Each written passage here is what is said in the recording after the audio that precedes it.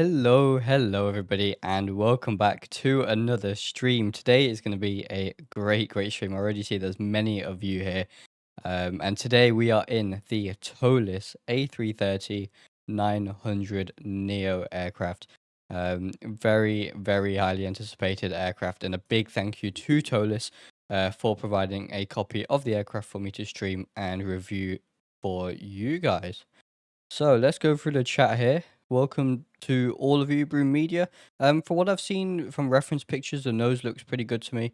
I'm going to be addressing some things that I know have been, the community have been talking about, such as modeling, texturing, sounds, etc. So we'll get into that shortly. They are better. And actually today I'm on RC1, and this update literally came out 2 hours ago. So, all the textures in the cockpit are slightly different to what you may have seen on other streams as well. And yeah, like I said, we'll get into all of that fairly soon. But this is a brand new version of the aircraft as well. Hey, Skylar, welcome. SC, welcome. Calum, welcome. Leaf, welcome. Hao Shen, welcome. And actually, as always, guys, this is an early access release of the aircraft, and therefore it might not all represent the final release version of the aircraft. It is, as I said, RC1. There's probably still going to be some updates between now and the release, but it is an early access version of the aircraft, so that is something I will still mention. Thomas13, welcome. Gatuno, welcome. The dream begins. Oh yeah, absolutely. Joshua, welcome. Dankus Osprey, hope the textures were updated. They were. They were okay before. They are a bit better now as well, actually. So I'll show you that shortly. Out in 5 days. It is indeed. Explain Aviator, welcome to the stream. Hope you enjoy it. All right. Hey, Stan, welcome. And Andrew, welcome. Lurkin, it's as good as Flight Factor 777. Welcome to all of you guys. I'm trying to get you all here. There's plenty of you here on stream. Tepman, welcome. Travis, welcome. And good evening to all of you. So, let's get into the aircraft then. So, here we are. We're at Toulouse Airport here. And for reference, I do have XP Realistic running, but the sounds portion is muted. So all the sounds you hear today are part of the aircraft sound pack. We got all the ground services going here. These are all from Toliss, and we can jump into the cockpit here. And first of all, let's take a look at the cockpit textures, because I know this has been something that's been talked about quite a lot. So, yes, they were improved in RC1, which I just updated to. They are better now. I actually quite, like it. Maybe I like the wear and tear on, you can see here, if you, zoom in, you can see the wear and tear on the knobs and the, and on these here. It's quite nice. They were, maybe a little bit flat before, but now they are a lot better, and they react a little bit nicer to the environmental lighting as well. So this is the first flight I'm doing with the new textures. I personally I think they're okay. This is good enough for me. They're not Flight Factor 777 V2 quality in my opinion, but they are acceptable, good enough. There's a couple of things which need refining, like this texture up here definitely needs a bit of an improvement. But the main stuff over here, the seat looks pretty nice. This looks pretty nice over here as well. So the main stuff looks pretty good to me. Skylar, how is FPS? So as we all know, Toliss FPS is always pretty good. This aircraft, I compared it with the Toliss, the A321 and the A340 I have, and it is very slightly better, maybe 5 to 10% better, which is really nice to see. The performance for me has actually improved a little bit, and as you can see, we're on 50 FPS here. I'm just going to disable my game hub for a second to make moving around a little bit easier in the cockpit. But yeah, as you can see, really nice. There's cockpit reflections here on the windows. You can enable and disable them in the ISCS, and we'll go through the ISCS shortly. And yeah, rest of the cockpit looks really nice.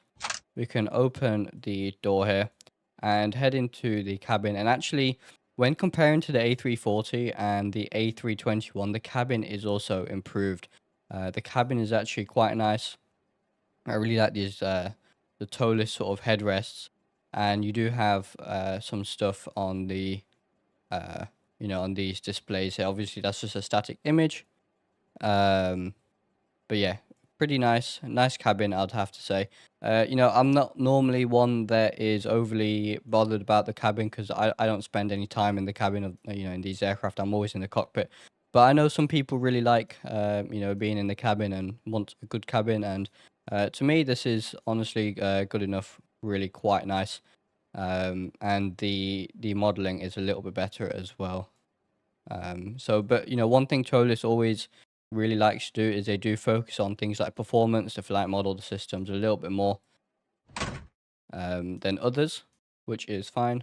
But yeah, honestly, this looks good enough to me. Now, it is worth noting that YouTube compression will make the would possibly make it a little bit worse, a little bit more low res. It is very difficult to tell um, through a YouTube live stream, to be honest. But they do look a lot better. I mean, just look at the wear on the speed brake handle there. Look at the textures on that throttle handle. And they have said that they will continue tuning this even after the release as well. So as I said, this is just RC1, still work in progress. But I'm really happy with this texture update that they brought out. So let's go ahead. Another thing that was talked about a lot is the modeling. So the modeling is substantially improved over the A340 and A321. The Leaf, thank you very much for gifted 10 memberships. Guys, if you got membership from Leaf, please do say thank you, Leaf. That's very, very kind of you. I really, really appreciate that. All right. So we're going to move on fairly quick here because there's a lot to cover in the stream, and we're flying 2 legs today as well. So, the main area I sort of looked at to compare the modeling was the nose. And in the A321 and the A340, when you really zoomed in, you could see the nodes, as it were, very slightly low poly. But honestly, this looks a lot better to me. I'm sure if you really, really, really started to zoom in and critique it, maybe you'll find it's slightly lower resolution than other add-ons, but I don't see the need for that. This is as much as we're gonna, we're not gonna get much closer or more zoomed into this, are we? And this looks a lot better to me. The textures on the fuselage actually look quite nice as well. So yeah, it does look pretty good. I really like the textures on the wing as well. I know they are fine-tuning the leading edge textures here a little bit more as well. And again, engines do look better than some of the older Toliss aircraft. So one thing to note as well, the textures here may look quite low res. That is just my PC. I'm lacking VRAM on my PC, so it tends to compress textures. These are definitely high res. That's just my PC. So it's very much system dependent. But even then, they still look good enough to me. I'm not going to be coming up to the aircraft this close, right? I know they are doing some work as well on the blades. They're a little bit shiny at the moment, which is some feedback some other people had as well. But overall, the engines look pretty good. In my opinion, landing gear looks pretty good as well. And in general, I think, the aircraft is a visual improvement over the other aircraft, for sure, absolutely. And you can see all the, the fantastic ground services, which we had in older Toliss models anyway. But it all looks pretty good to me. We are in the delivery center today for today's flight. All right, let's take a quick look at the ISCS, and then we're going to go ahead and start the flight, and I'll brief the route and everything. So there's a couple of new things in the ISCS. I'd say one of the biggest changes is you can now access the ISCS from here, which is really nice from the EFB. So, you no more on having to open the ISCS to do what you need to do. So this is really nice. Just for the purposes of the stream today, I'm just going to show you I'm going to show you the ISCS here today. So we've got the load save situations. This is something that Toliss is really good at.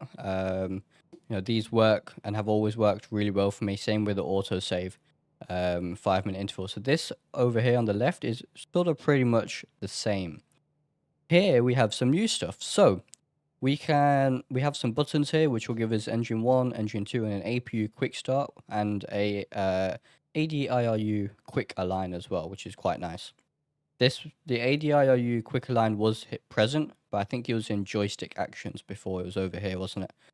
And we also have some aircraft states that we can have a look at here. So we have, engine running, ADIRU plus APU on, external power on, cold dark. And then you can set which one you would like default. The reason you can't set engine running default here is because that you would do via the X-plane menu when you click start with engines running. So this here is when you can set it up. So when you don't have that checkbox ticked, how do you want to come to the aircraft essentially? So this is a really nice addition. And it's really nice that we can just, if we spawn in, I know sometimes I've spawned in to do some testing or get some B-roll, and I've spawned in with the engines off by accident. So you got to go back through the X-plane menu and reload. Now you can just click set state, which is nice. And you have a flight control law override. So this might be pretty cool for, testing or training purposes or whatever. But this is a really nice addition as well. So, moving on, we've got aircraft plus sim. This is all pretty standard stuff, standard Toliss stuff.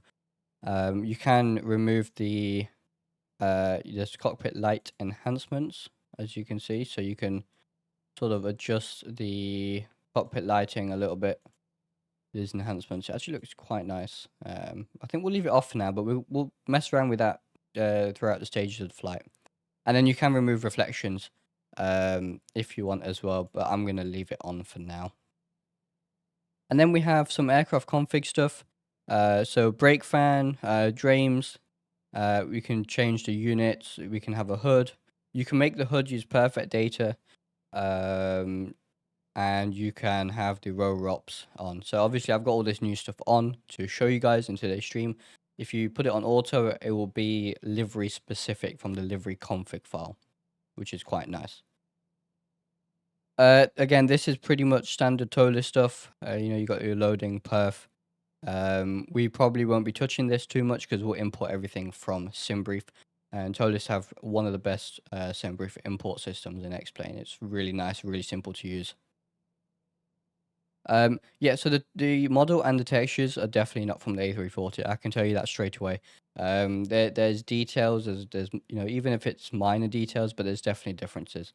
It is all definitely new. Ground services, again, standard Toliss things. We can enable or disable external power, high pressure air, low pressure air, chocks, and then you can do pushback. Obviously, we'll use better pushback for today. And then you can open the doors, you can enable, disable the stairs and the baggage loaders, and you can also get a de-icing. Then you have faults. This is something that Toliss really excel at, which is non-normal operations as well. So you can have random faults. I have it off for today's flight, but I think we will do a stream with random faults enabled and see what that gives us. But there is a lot of various there's a lot of faults that you can add, and it's something that's really good for pilot training as well. Sound, so this is something we will probably come back to a little bit, but the sounds are, you do have to play around with the sliders. The default, by default they're all about here. But the engine volume, this, just moving it from here, which is about what, the 80% mark to 100% makes a massive difference. I know in other streams, people have been saying the engine sounds are quite quiet, but by default they are. But if you play around with this a little bit, as you can see I have, you do have to turn the engines up a fair bit. but it does sound a lot better once you sort of play around with it. And then you can have 3D sound fading enabled or disabled, and all that sort of stuff. Joystick, this is where you can set it up to your hardware. So you can have a deadband. This is all left default here. You can use your joystick roll for nose wheel steering if you don't have rudders. I have rudders, so that's on auto. In fact, you can just leave it on auto and it'll sort itself out. It's really nice. It's a pretty clever system. You can even have a second stick if you want. Obviously, I have that turned off. You can have your custom tiller axis if you have a tiller. You can change the brake strength. I really wish more add-ons had this, because some add-ons have really weak brakes, and some add-ons have really really touchy brakes. So I think it's really nice to have this slider. I definitely really like that. And then you have smart brake pedal, allow brake on one pedal. So that's quite a cool feature as well. But I have that off. I've got regular rudder pedals. Moving on then, F1, F2 can toggle reverses. Then there's the smart throttle lever idle lock. Exactly what that does, I'm not sure, but we'll keep it on. It's smart, so. And reverse on same axis, if you have something like the Thrustmaster TCA throttle quadrant, then that'll be useful for you. And you can set your detent location. So if I, for example, if I bring my throttles to wherever my detent location is, which is going to be about here, you can see your raw throttle values, as you can see, and then you can adjust these to match. With Toliss, there's quite a big, sort of quite a big tolerance for these. So mine is out by about 0.5, by 0.02 ish, but it's still going to be in the climb detent. I set this all up yesterday. Hey Leaf, thank you very much. Really appreciate that. The brake feature helps make Toliss value more the most systems impressive. Absolutely, yeah. This is the one thing I love about Toliss aircraft is the usability is really up there in my opinion. It's one of those planes that you can jump in. You don't have to do too much setup, and it just it flies like an absolute dream. Handles like a dream on the ground, in the air. The sim brief integration is so easy. So moving on, we have settings. You can put your sim brief ID. You can adjust these settings. You can add your hoppy log on, and then you can change some of this stuff. I like having start with bright displays on, just so everything, I don't have to do it manually, But yeah, all of this stuff, and then you can click save, and that's pretty much it for the ISCS. Couple of new features, but otherwise it's the ISCS we know and love. And of course, you can access all of this through the EFB now, which is really nice. And you have AviTab integration, so all of this together, this EFB is incredibly powerful here. With AviTab, so you can have Navigraph charts, you can do your weight and balance, your takeoff perf, landing performance, you have checklists, and then you have the ISCS. So all of that together, the EFB is really nice, really fantastic. So then I think we're ready to go ahead and start the flight. Let me just bring across Navigraph, and I'll quickly, why is it doing that? And I'll quickly brief the route here. So we are here at LFBO. Looks like we're going to have to switch runway actually. It's not in use, so let's switch to 14 left. Which is a short runway, but that's fine. It's only a short flight today. And so we are at 14 left. And we are going to be departing on the Ribo 7 Alpha departure. And flying down into Spain, Spanish airspace, landing at Alicante today. Runway 10 on the VLC3 Lima arrival, which then will go into the ILS Zulu. For runway 10, and we'll do the return sector as well. Unless en route you guys want to fly to somewhere else in this area, we can do that as well. I'm quite flexible on that, but this is the first leg today. Okay, and yeah, in other news, iFly released the 737 MAX. Streamed it last week. Highly recommend it. It's really nice. But today we are going to focus on the Toliss A330. So, okay. Let's go ahead and start the, give the aircraft some power. I'm going to remain quiet here so you guys can listen to the sounds.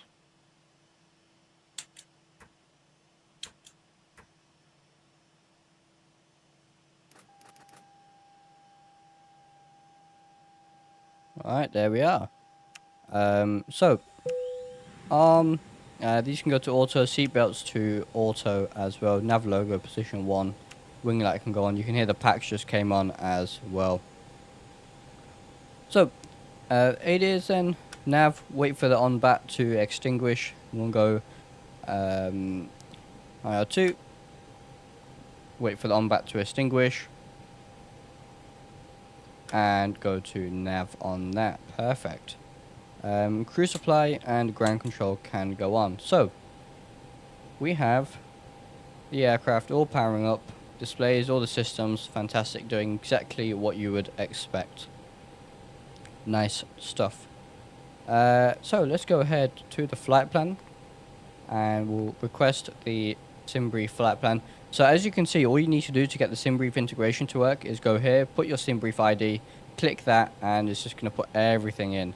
It does your weight, balance, everything.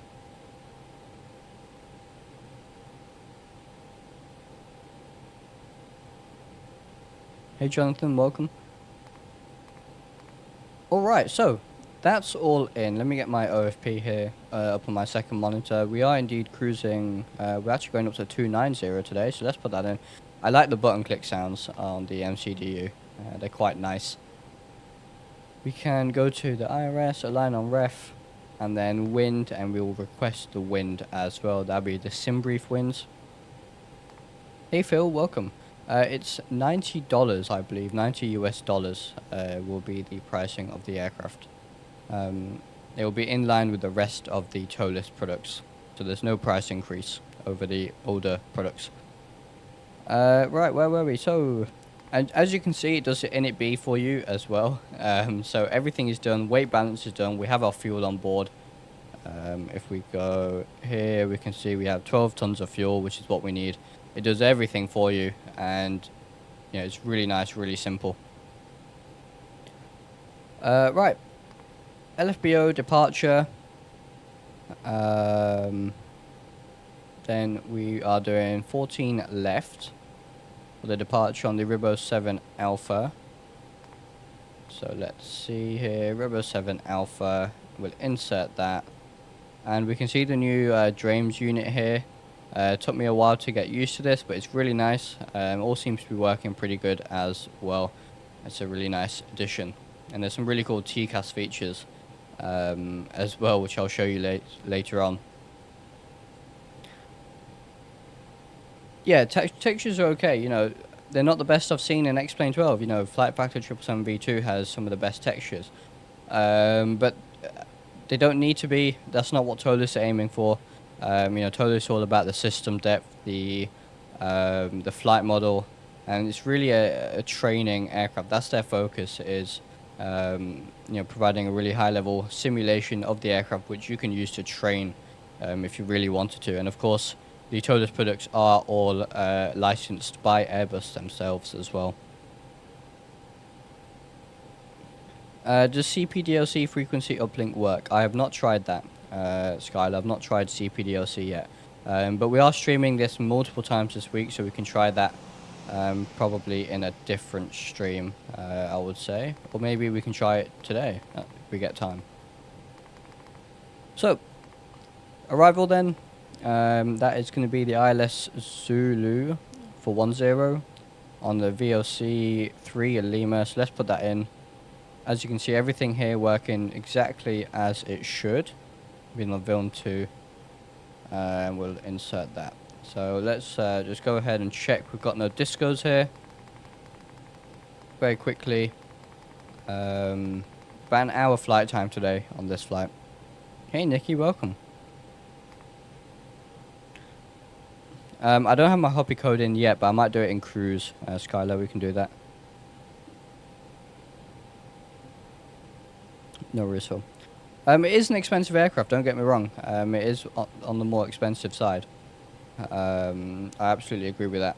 But I got the A321, I got the Neo expansion as well, which is an extra $20, and it's one of my most flown aircraft, if not the most flown aircraft in X-Plane for me, and I do not regret it at all. I really do like the Toliss products. Especially, you know, if you don't know, I'm studying Aerospace Systems Engineering, the Toliss products have been incredibly useful as a teaching aid alongside my degree at university, and also for any aspiring pilots, you know, it's a really great product to have, in my opinion. Does the printer work? I don't think so. Just like the A340, I don't think the printer works, but we can go to ATSU, AOC, we can go to Weather ATIS, yeah. Normally there'd be a star here, but if I click that, it's not going to print anything. So no, unfortunately, I don't think that works unless you have to do something here. Yeah, I don't think so. It does work. It does work. Okay. You need the hoppy code, right? You need your hoppy code for that. Okay. You know what we'll do is I'll get my hoppy code later on in the stream, and then we'll test that out later. But that does work. That's my mistake there. Right. So we have the init done. We've got init B done. Let's get the APU going here.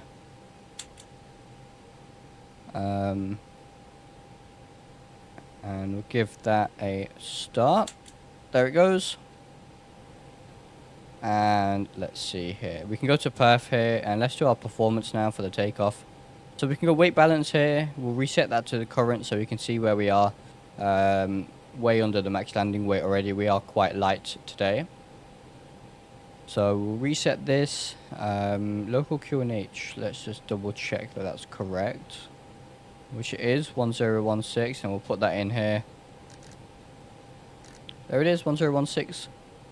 And as you can see, it inputs everything in here for you, so you pretty much just need to worry about down here. Well, runway condition is dry. Yeah, it looks dry. Anti-ice will be off today. Thrust will do toga for the sounds. Config auto, aircon will be on. That's the packs, essentially, and there it is. Not sure why it wants flaps 3. Yeah, flaps 1 would be better. Let's do this. Then we can go into here and we can uplink it. So we just need to put the wind in here, which is 130 at 12. Flaps 1. And request that.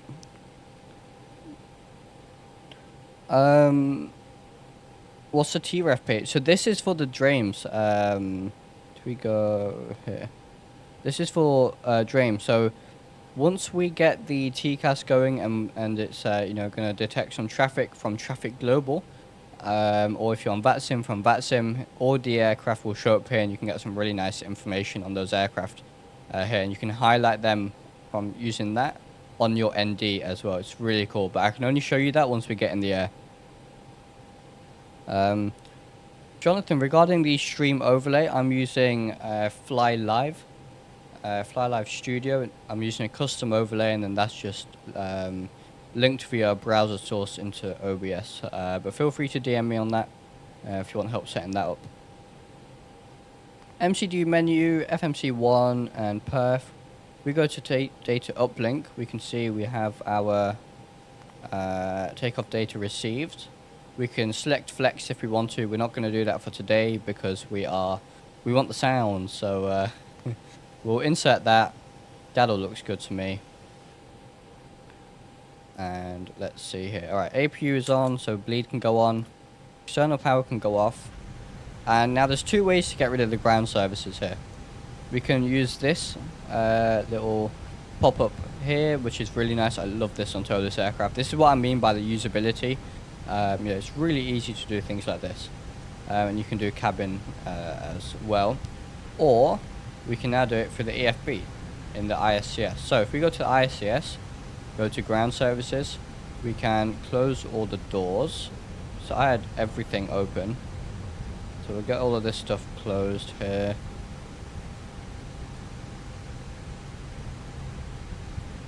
Alright, and just make sure the parking brake is set, which it is.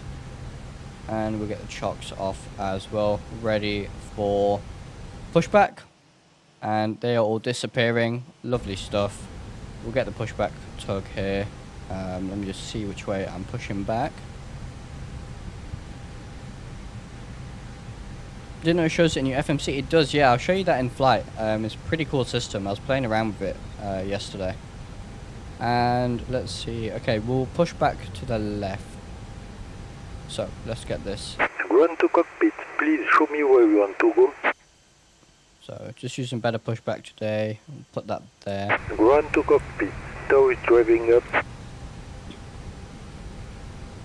I don't know if Atsu needs dreams, but I don't think it does. I'm not sure. Atsu. Oh, I think Atsu can work without dreams. As far as I know. I believe. I mean, if we go here, again, you can adjust everything to do with the aircraft here on the fly. So, you know, we disable dreams. You see we have the normal sort of radio panel. We can put that to yes. Put that back. When does it come out? It comes out the 19th, but they said it's releasing quite early on the 19th. So for some parts of the world, it'll be the 18th. Okay. But it's coming out just in time for closed. Ready to connect. The day the A339 took its first flight. Absolutely, yeah. All right. Let's set our cruise altitude here. I don't think we have any restrictions on the departure. We do not. So we're cruising to 90, wasn't it? So we'll put that in there. We have got local QNH set. Everything else looks good. Down here, we lock the doors. Dreams reminds me of the MMR of the Boeing 737, just much more advanced. Yeah. Beacon can go on. Fuel pumps can go on. And alright, we are good to go here. Tow connected and bypass pin inserted. Release parking brake. And we'll release the parking brake. Raul, I'm using the latest version, updated from the Skunkcraft updater. Starting pushback, and you may start engine. Better pushback.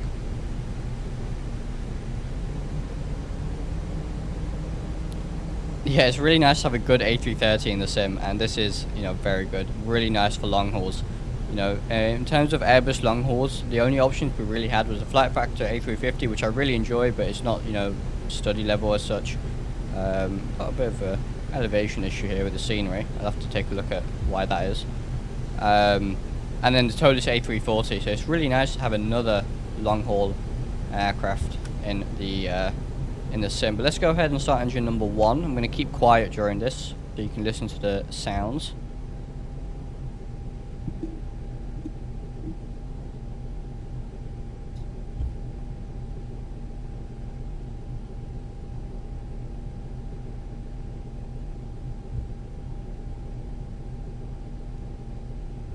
Even that A350 is floating there.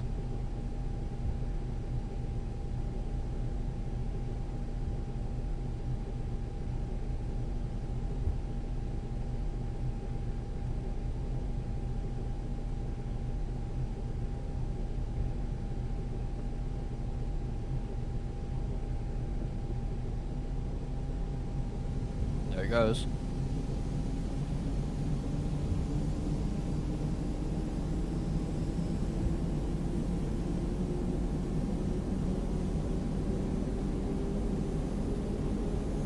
Do the second engine start outside. Yeah, we can do that for sure.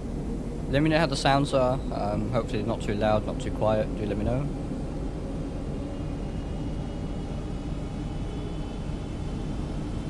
So I think the sounds are okay. I wouldn't say they're amazing.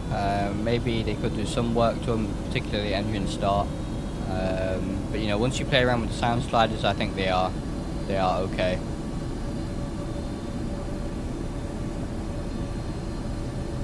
Alright, much louder. Yeah, the reason is most other streamers, I mean look, if I can show you here, right? That's where the engine volume was for other streamers. And I get just using the default sliders. I get using where the default sliders are, but that makes a huge difference. I mean, if I turn it back up, massive difference, just in that last sort of 20% of that engine slider. So that's why. But I thought I'd configure this to, you know, really properly show off the sounds, to be honest. cars that, yeah, a lot of people are going to buy sound packs. Absolutely, you know. Let's go ahead and start engine number 2. We'll do that from the outside.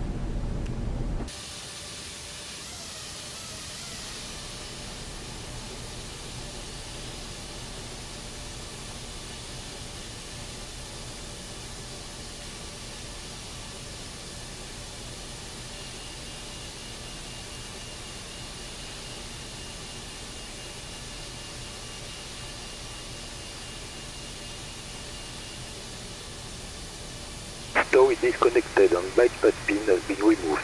Hand signal of the left. We'll see you next time and have a safe flight.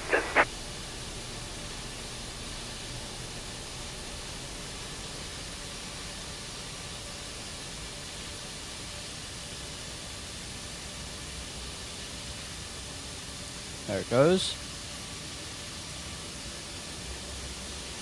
Hey, Chris, welcome. Glad to have you here.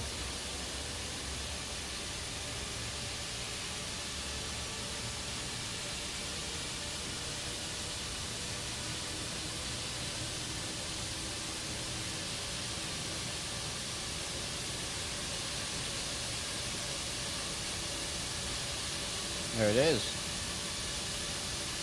Useful Trent 7000 engines.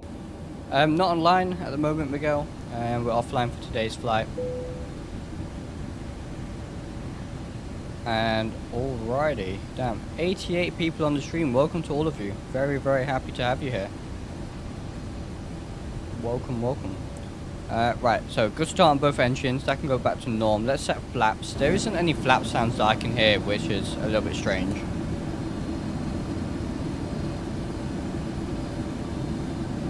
So that's another area that could maybe be worked on in terms of sounds, because I can't hear the flaps at all. On the speed brake, let's get the weather radar on. I feel like we're going to need it. Predicted wind shear can go on as well, and then we've got our lights on. APU can go off as well. The taxi and turn off lights can go on. Night lighting is pretty nice. I have looked at all of that. Looks pretty good. And there it is. We are ready to taxi. Alright. So yes, people asking in the chat about the sounds. Let's taxi on out of here. I would say they are acceptable, if not good. Once you play around with the sliders to match your preference, they are, you know, they are pretty good, in my opinion. Some areas could definitely be worked on though, such as the flaps. But you'll hear on takeoff it does sound pretty good when we go toga. I really like the, if you hear as we taxi, you can hear the ground roll. I really like that sound. I think it's new to the Toliss. I think it's a new sound, but it is really nice. Yeah, I need to fix the scenery, I guess, because a lot of things are floating, which is a bit of an issue. But it won't affect our flight.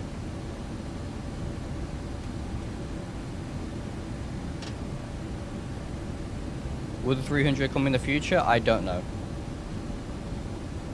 And I need to just turn on my... So ground handling, by the way, is really nice as well. As always with Toliss aircraft, they handle so nice on the ground. Just get my Tobii eye tracker running.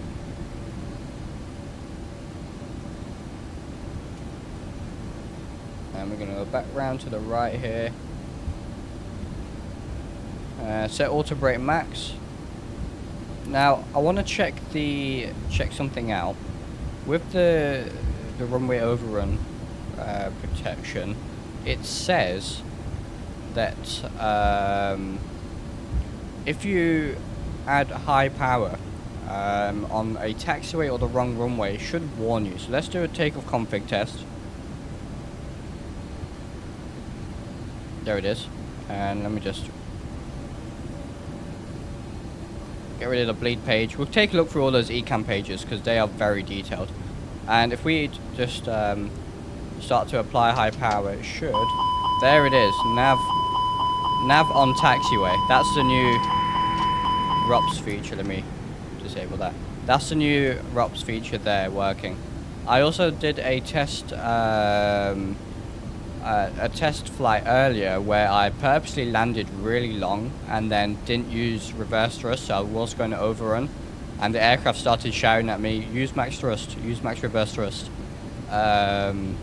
which is pretty cool. So that sort of stuff works really nice. I will clear that message in a second.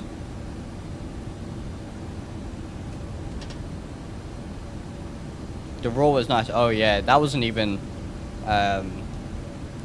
completely toga, I don't think. Let's clear that. See, it's automatically done the speed brakes. Let's put that back there. Takeoff config. Good to go.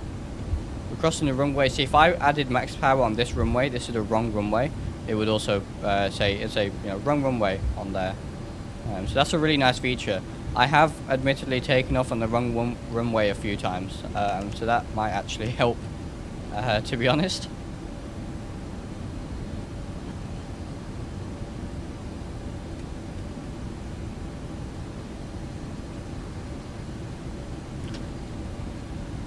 And this is runway 14 left. Nothing on final approach that I can see. We'll get the TCAS on after we turn in here. Welcome to all of you that are on the stream. If you are new here, new to the channel, do make sure you like and subscribe. Hit the notification bell if you haven't already, if you don't miss any of my future streams or videos. Love to welcome you all to the DrishalMAC2 family. So let's land up on the runway here.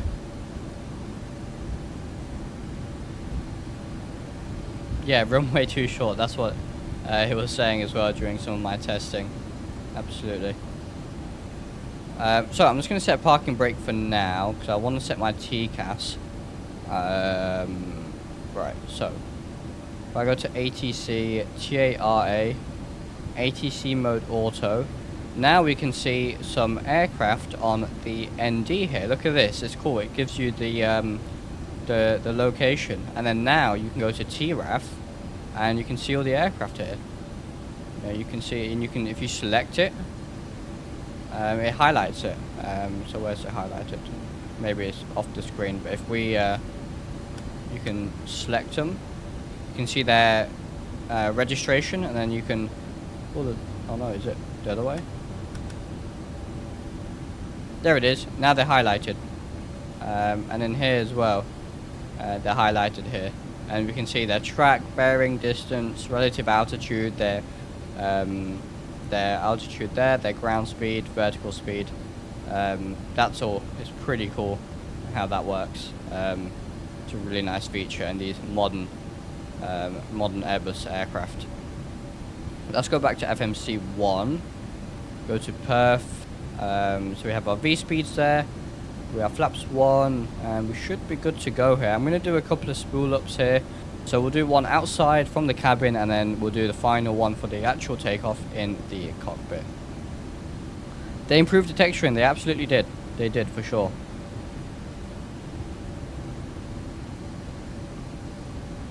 So, and like I said, they are going to be doing more work on the textures. So, let's listen to these spool up sounds from out here then.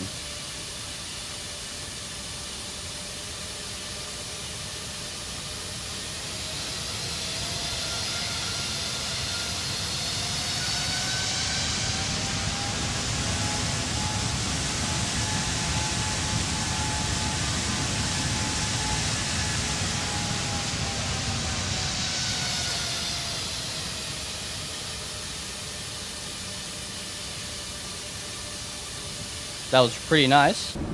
Let's go to the cabin. Let's do it from here.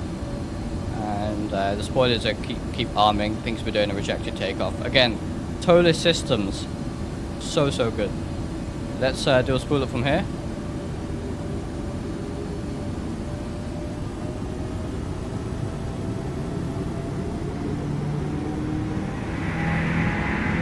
Oh yeah.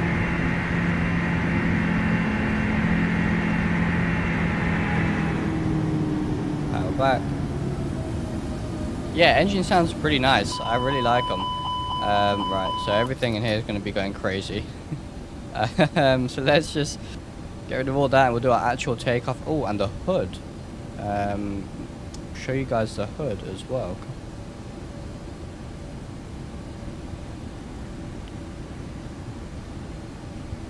Yeah, the sounds are a lot nicer than what I expected, to be honest. So here we have the hood. You can change the brightness here.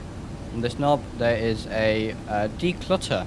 So there's a couple of different modes here. It's not going to work on takeoff because it's a critical phase of flight. But when we get in the air, I'll show you the declutter. And then there's norm and crosswind, but I think that works on landing. It changes things up.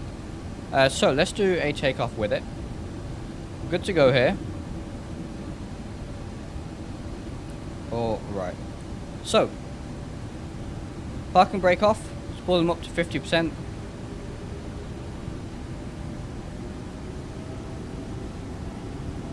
Stable and toga.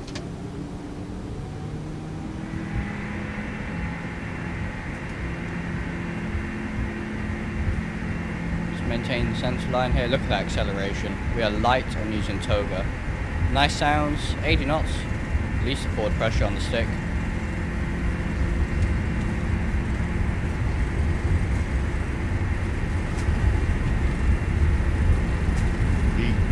One, rotate.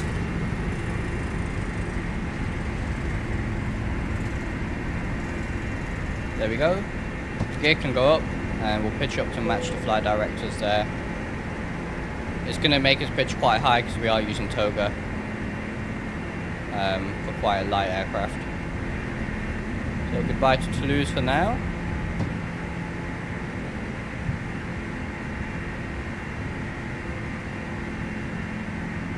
Go for a flyby here.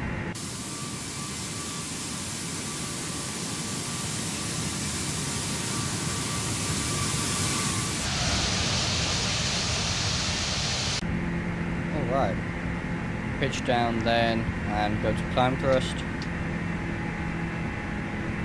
Hood's really nice. I really like using it, especially on landing. I don't know how much I'll use it on the takeoff, but I really like using it for landing. So still hand flying the aircraft. I am going to engage autopilot now. And there we are. Again, nice sounds when we enable autopilot.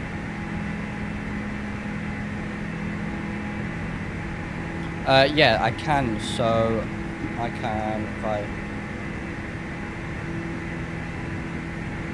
You can see how the HUD reacts.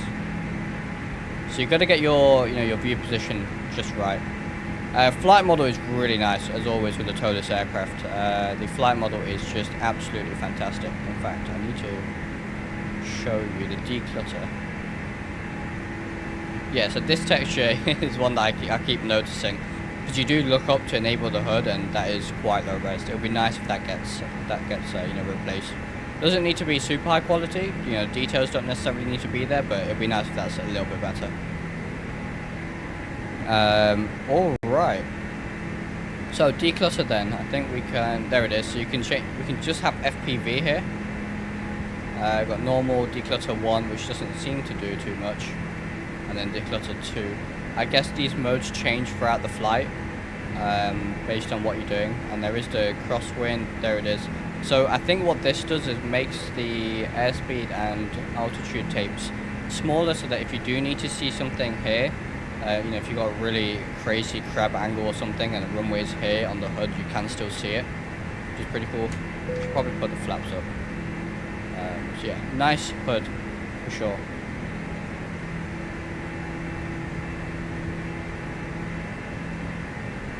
Declutter 1 gets rid of extended centerline view on approach. I see. Right. And then we can put the speed brakes away, and there we are. 250 knots. We can actually go standard. And yeah, you can see all the other aircraft on the ND here. Really nice. You can see the location, the relative altitude as well. Very, very nice. Honestly, guys, in terms of textures, they aren't, as I said, flat factor 777 quality, but for me, in my eyes, they're good enough for me. For me, the purpose of buying a Toliss aircraft isn't for the visuals. The purpose for buying a Toliss aircraft for me is the systems and the flight model. Because at the end of the day, this is something I will use throughout my flight training. It'll be quite useful for my degree, as well as have the other Toliss. They've been quite useful already. So personally for me, the textures, modeling, sounds aren't as much of a priority, but I appreciate to others they are. Hence why I am giving my honest opinion on them. And the textures to my eyes are just fine. I think some areas could be improved, as I've mentioned before, but for now I think they're just fine. I think the sounds again are acceptable, pretty good in some areas. The engine sounds are quite nice. In other areas might need a little bit of work, but this is an early access aircraft. It will have updates. Toliss have already said they do want to continue working on the textures, but this overhead, the overhead looks a little bit flat, but other than that, it looks good. Maybe a little bit more wear and tear would be nice, but again, it's an A330 Neo. It's a new aircraft, so it's going to have a newer, more polished look. So that is something to bear in mind as well. Yes, front buy, absolutely. And guys, people like Carter, Mango Studios will probably do engine mods anyway. Carter ones are free. There will be sound packs coming out anyway.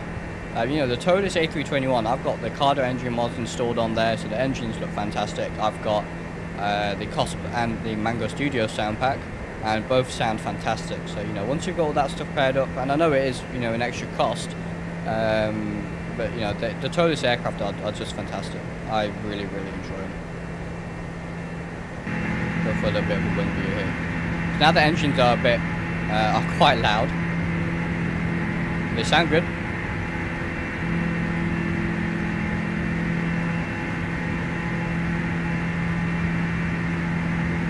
Experts are doing the engine mod. Right, Nikki, I got you. Okay.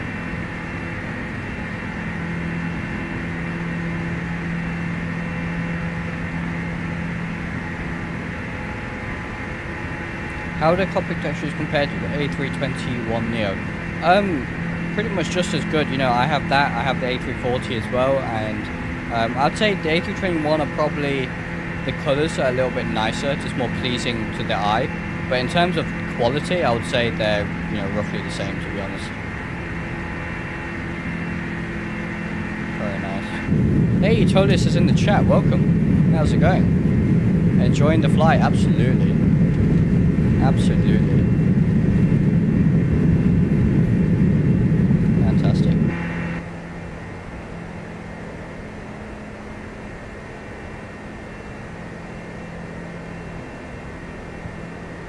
So yeah, as I said, really happy with the aircraft.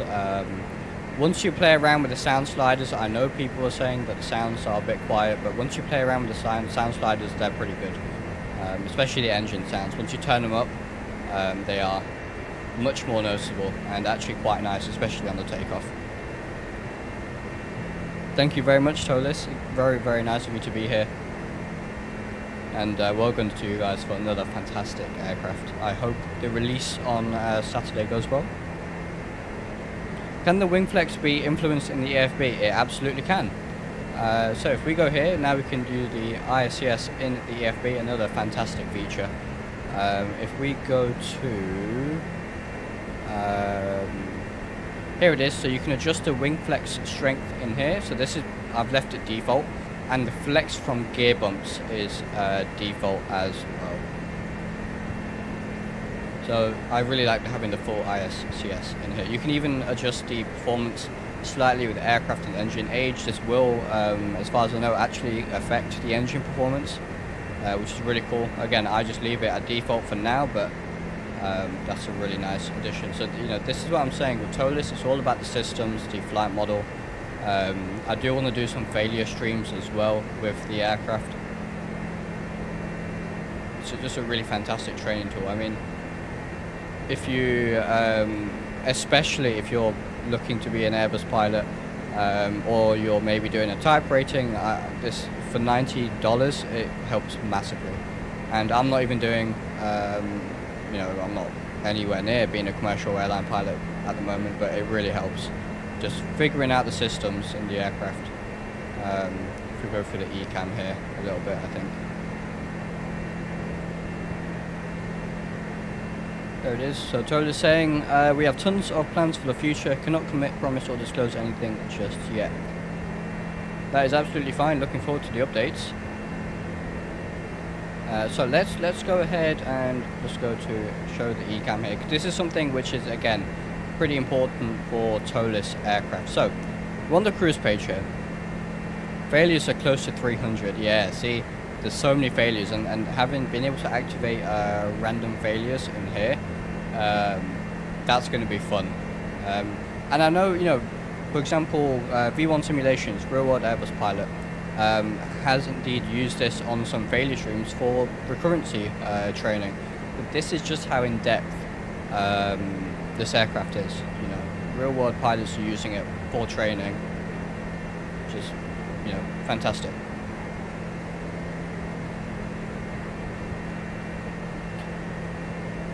Yeah, love the pop-out windows in Toliss, right?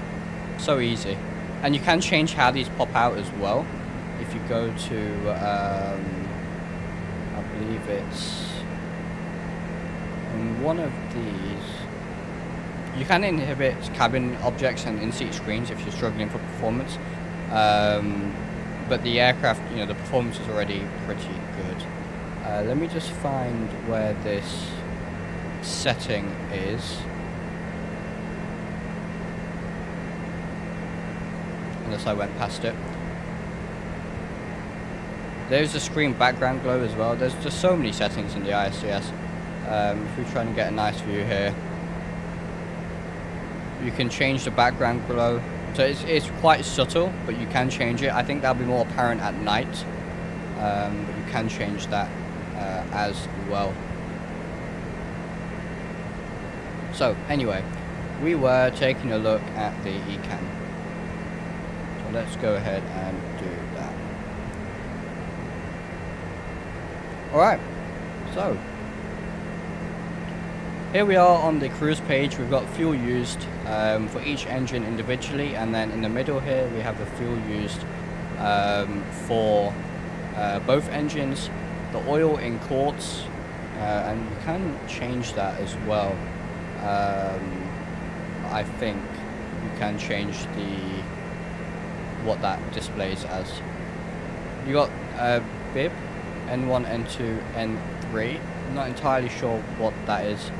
Maybe vibration, or maybe I'm making it up. But landing elevation is auto. Change in pressure 7 psi. That's a delta change in pressure. Cabin vertical speed. So this is, you can monitor your cabin altitude here. As you can see, so the cabin vertical speed is 280 feet per minute. It's slowly getting up there to the, I believe the A330 is 8,000 feet, isn't it, the cabin altitude? So it's slowly going up there, nice and slow, so it's comfortable for the passengers. Now we need an A380 and A330 CO, CEO and reset. Yeah, absolutely. You have the temperatures, your internal temperatures, some external temperatures as well. Thank you, Toliss, very much, and thank you for providing the channel with a copy of the aircraft to stream and review. You've done a fantastic job. Keep up the great work. Thank you very much for being here. Hope you have a good rest of the day. So, we can go through some more. We've got gross weight CEG as well, which is pretty important. Got an engine page here. Again, I don't know what all the numbers here are for. You'd have to be type rated on the A330 to know that. But it's all there. It's all accurate. So we've got engine, we've got bleed, pressurization, ELEC AC. So as you can see, the aircraft is drawing power from generator 1 right now. You never have two generators connected to the same bus. That would be bad. So you only have one gen at a time. Currently we're using gen 1, it looks like, and the IDG. 87 degrees. This is all great stuff. I used this page a lot when I was doing, we had a module at university which is purely on aircraft electrical systems and buses and IDGs and generators and all that good stuff, you know, RATs, which is the ram air turbine, APU, how it all interfaces and works together. So this was, it's really useful stuff here to see all this in action. We've got elect DC, so DC and AC, we've got alternating current and direct current.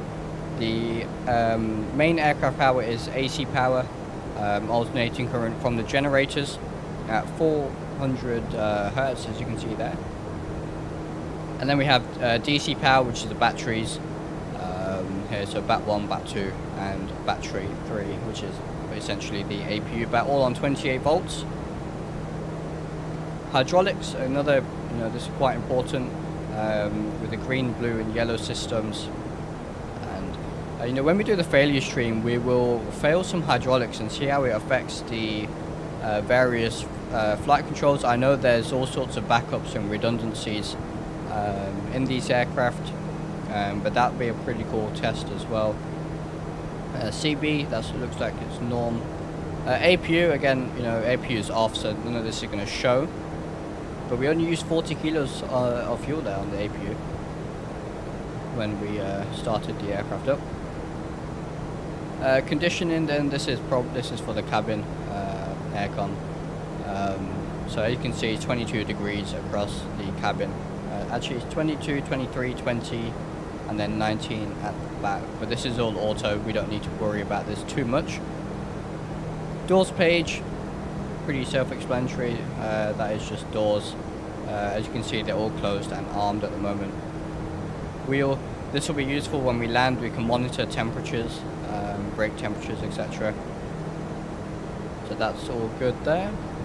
Flight controls, you can see there we have our pitch trim and flight controls. We can see what the speed brakes are doing. So that's not going to show much right now. We've got autopilot running, but maybe when we land we'll be able to see a little bit more there. Fuel, so we can see how much is in each fuel tank. Where it's all being fed from. We've got nothing in the center tank. We can see the temperatures here. Fuel on board. And we're using 90 kilos a minute at the moment. And then, yeah, there's all, so you can flick from using one button as well. And then there is status, so that's normal. And we can clear that, go back to the cruise page. There it is. You can increase the screen size of the pop-out window by dragging it. Just get it right. Just need to get the click spot. I'm sure you can.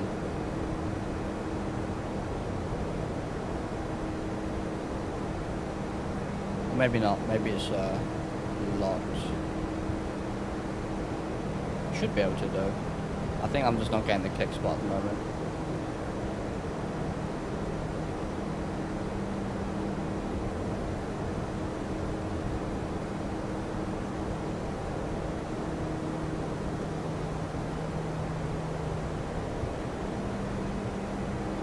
Nice. You can see it's auto saving. So if we were to crash, for example, we can just reload the auto save situation. That saved me a few times for sure.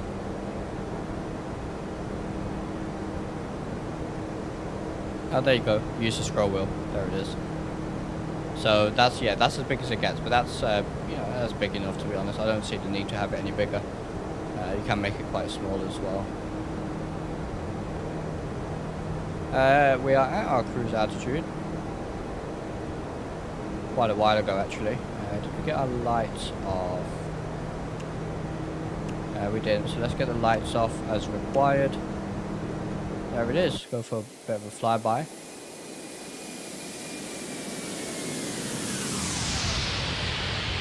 Fantastic. If you saw any flickering of the text there on the fuselage, that's lost the scaling. Nothing to do with the simulator. That's just my frame generation. So really nice. We're going to cruise at flight level 290 for a little bit.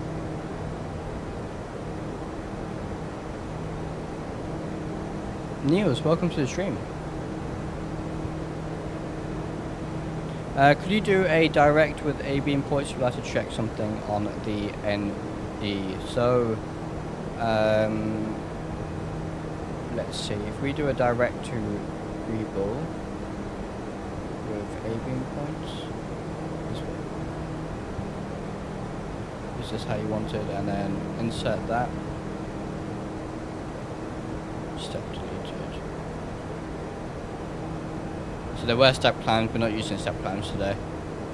When was the release? It was the 18th, I believe, right? Early morning, 18th. Yeah, so here you can see there's now TP.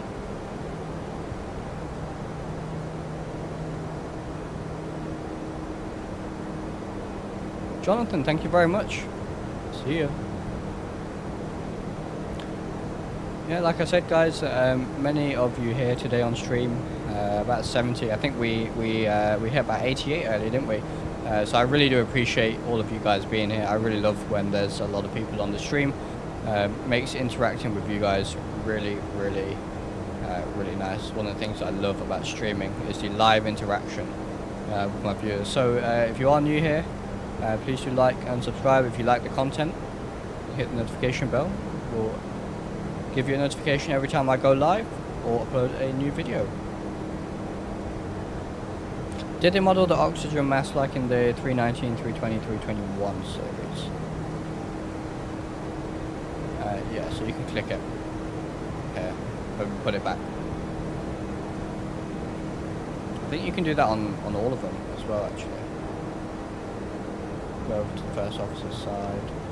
Yeah, you can do it on the first officer's side as well. But not on the jump seat one here.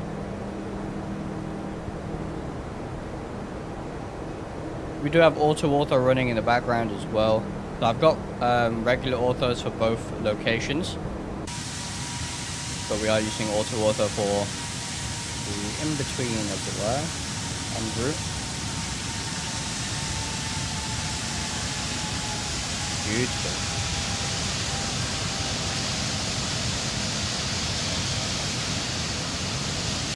FPS is fantastic. I can bring up the FPS window here. I'm currently getting 50 FPS, so my GPU is bottlenecking right now, it looks like, from the frame times here. It's about 5 to 10% higher than the A321 and A340, so they have made a step up in terms of presentation. The Toliss aircraft are already, you know, some of the best performing aircraft in the simulator. So very happy with performance. Better than the A340 for me, yes. You know, mileage might vary. This kind of thing very much depends on your own PC setup. But for me, at least, the FPS is better. Will you have a stream showing non-normals like V1 cuts? Yes, so I do plan to do a sort of a failure stream. I'll have to research and teach myself some of the procedures. You know, I'm not a real world pilot on the Airbus series or anything like that, so I'll do some research looking up some of those procedures, and we'll do some random failures as well, for sure. That is definitely planned. So I plan to do 3 streams this week. I'm probably going to stream tomorrow or Wednesday. Again, that'll be probably quite normal. That's, you know, a normal stream, and then after that, the 3rd stream of the week, we'll probably do a non-normal stream. But if you have any suggestions, do let me know. Always happy to listen to those. And right, Skylar, if you're still here, we can test a Hoppy. I'll bring this off over here. Let me get my Hoppy login.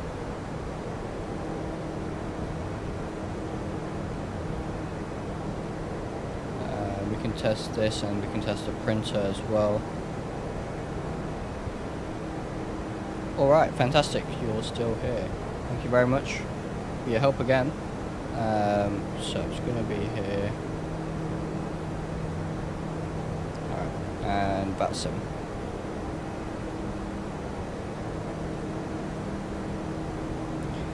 You can try logging into station CYJ. Right, okay. I've never used I've never used this in an Airbus aircraft because I don't often fly on VATSIM or anything. So bear with me here.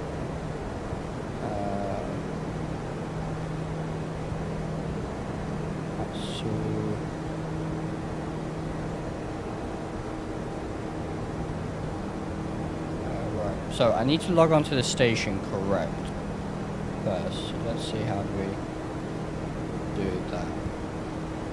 Kyle, if you know, yeah, feel free to help me in the chat here.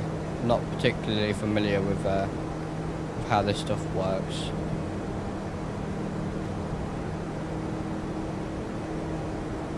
Connection.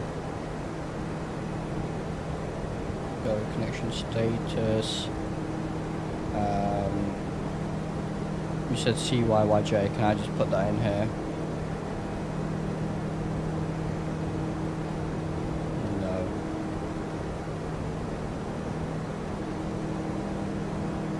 Notifications, oh here. Why do you said CYYJ, would this work? Notify, alright. So it says CYYJ notified.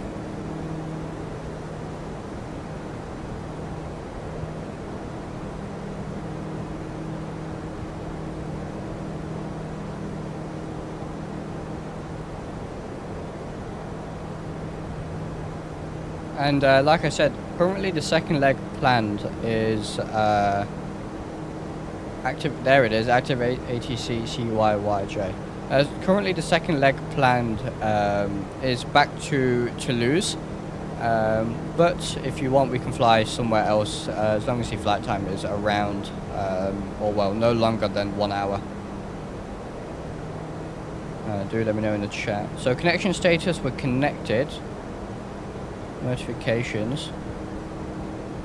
I'm not on VATSIM today, we're just using this to test the CPDLC here. So I think if I do, I don't know, when can we higher altitude? Shall we say 300?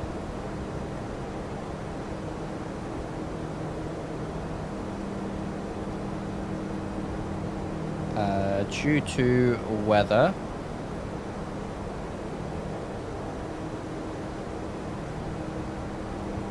Request. When can we expect higher altitude due to weather? Send that.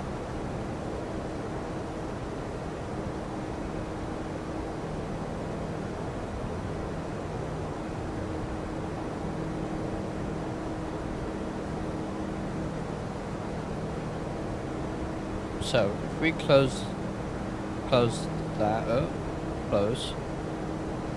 Let's see if we get a reply. I sent a, oh, you sent a frequency change?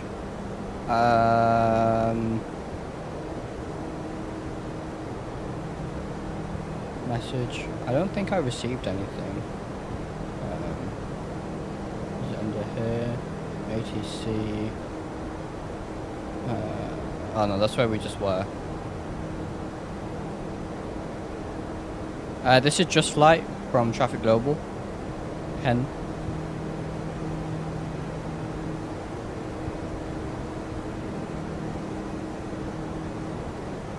You sent a frequency change. I don't think I got that. I can't see anything at least.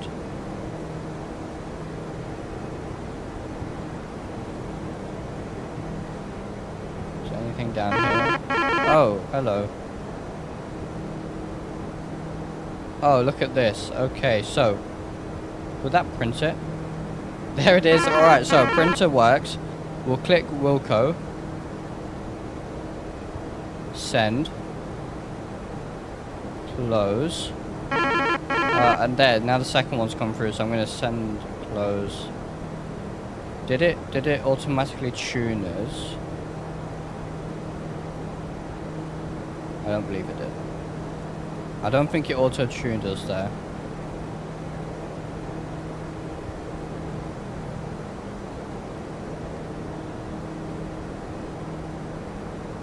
But hey, the printer worked. It's a bit bright, but contact Vancouver 133.1070. I think you can move this to various places in the cockpit as well. So there's there. Now we have it here. Will it go to the center? It won't. Okay. There should be a prompt in the bottom right box. If I recall, contact Vancouver. Climb to. So there, when I click Wilco, then I can click send. Nothing appears on here for me.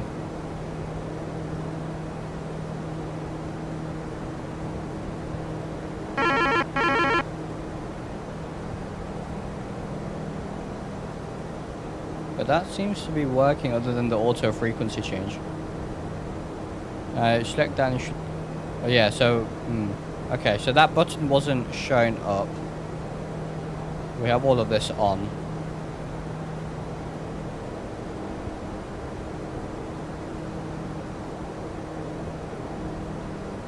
But the CPDLC seems to work.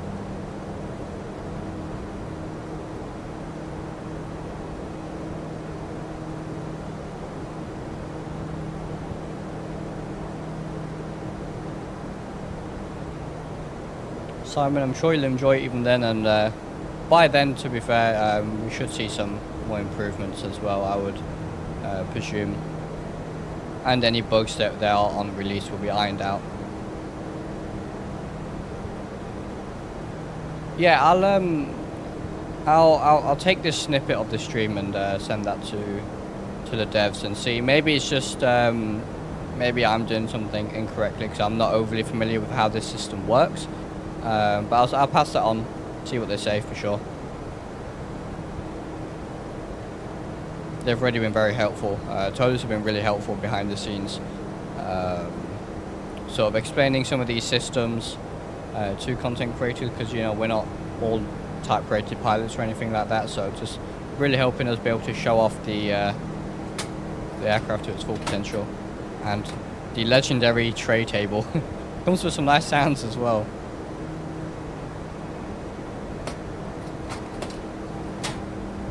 Yeah, the systems on this aircraft are just second to none. So Skylar says, and again, Skylar, thank you very much for your help. In real life, when a frequency change is sent, the bottom right box in DRAM should populate. Selecting that should tune standby frequency. So this one here, I see.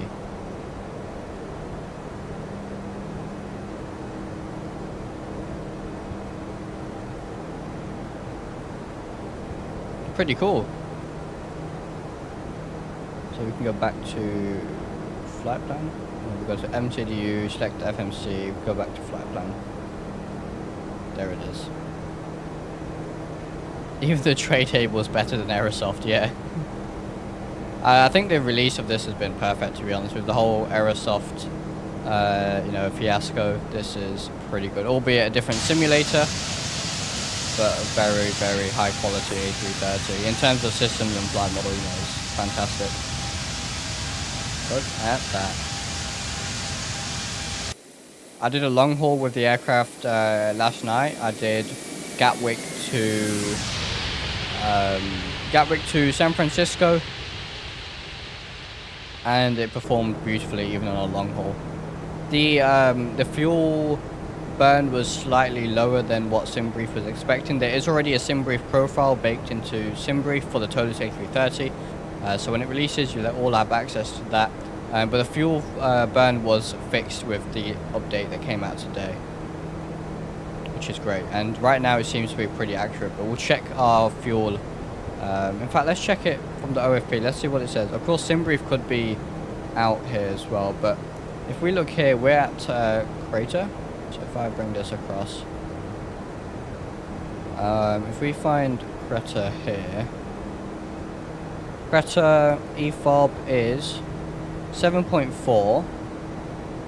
No, sorry, 7.4. Yeah, we're currently 7.9, which is what, 400, 500 kilograms out, but that could, I guess, be down to taxiing, APU, winds, etc. So I'd say that's okay for now. And again, SimBrief might not be the most accurate in terms of performance anyway. Might never graph back.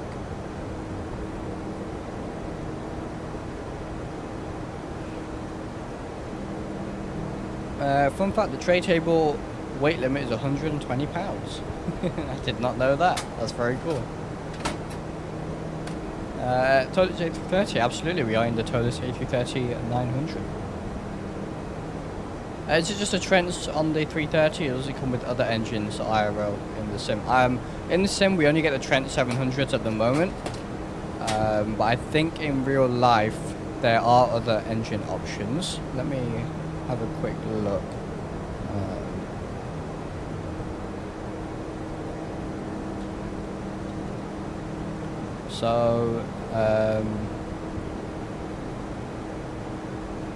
Oh, there might not be other engine options actually for the 900 Neo.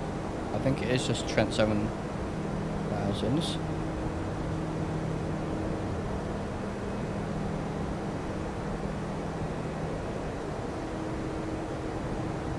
The 330 Neo only uses Trent 7000s. There we are. Thank you very much, Pilot TLG.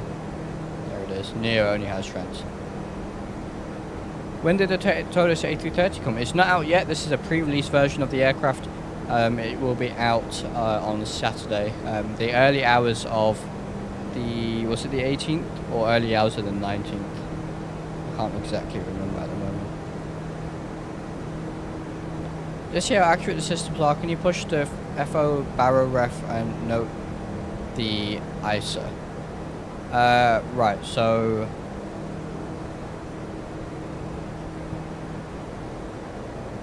what exactly would you like me to note in terms of the ISA?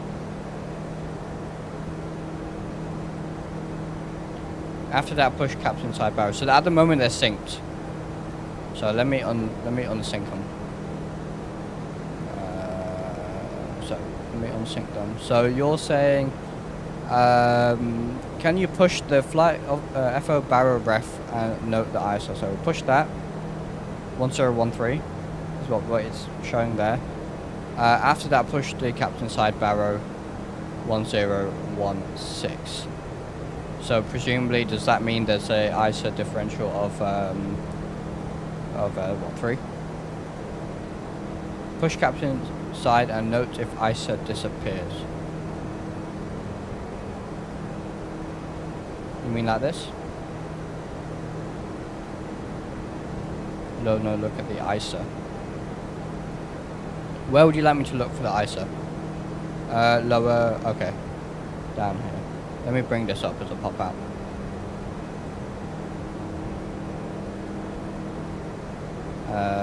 ISO.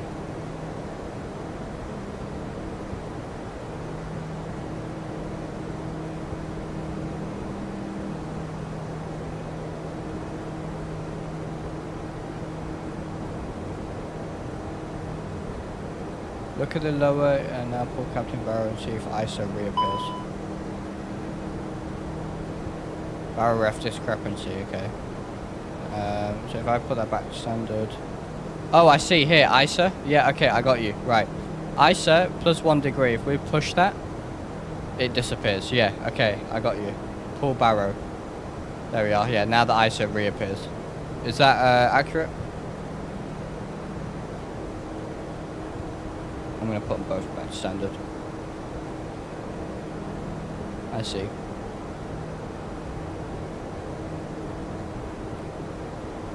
That's telling us we've got an ISO deviation of 1 degree.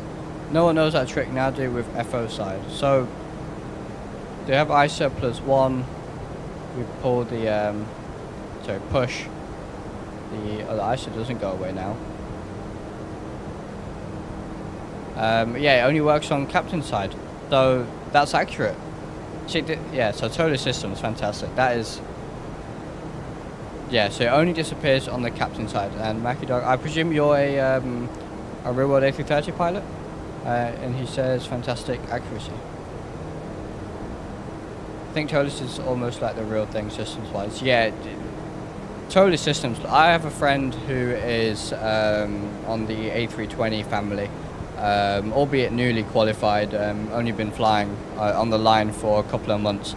But, you know, he said to me that the Toliss family of aircraft, he tried all the different Airbus sims, you know, the Phoenix, the fly-by-wire, the Toliss systems, and he said, you know, the Phoenix are pretty good. Don't get me wrong, Phoenix are pretty good, but he told me that the Toliss 320 was absolutely the most realistic. And I've heard many other real-world pilots say the exact same. And Mackie Dog, Captain, 10 years on the bus. Well, fantastic. Really glad to have you here. Hopefully I'm doing things somewhat correctly. Yeah, that is, I didn't know about that, but that's some fantastic accuracy. Well done to Toliss. This is what justifies the price tag, in my opinion. Getting close to top of descent then, let's get our performance, so our approach. And airport, LEAL. QNH is 1013. I'm going to have to set this to always on top.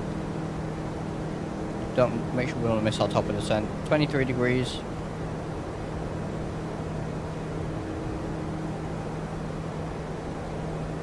Wind 040 at 6. Right, and we'll do our minimums in a second. I just want to miss top of descent here.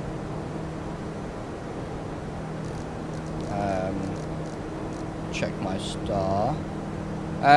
Phoenix unfortunately doesn't cut it in flight dynamics wise. You're doing it great, by the way, although I haven't seen a whole lot of this stream. Well, thank you very much. Yeah, the Phoenix systems wise are great, but just I think with Microsoft Flight Sim in general, yeah, the flight model is lacking. The Phoenix, it's got better from release for sure. You know, I've never flown a real Airbus, but I can tell that the Phoenix is definitely quite, you know, floaty, and the delay in the flight controls for me doesn't seem realistic at all. There it is, TD reached, so we'll go descent there. Our first altitude on the SID, flight level 100, we've got that set, so that should be fine. That's right above Valencia as well. And our minimums, so right, so we are okay, so it looks like we've got Mac mean aerodynamic chord, what is that? What that is? Mac G min 4%, Mac G min 2.5%. I guess that's not mean aerodynamic chord, I read that wrong. Mac G, what's Mac G then? Not sure about that. So in this situation, which would I use? It's a Class Charlie aircraft, right?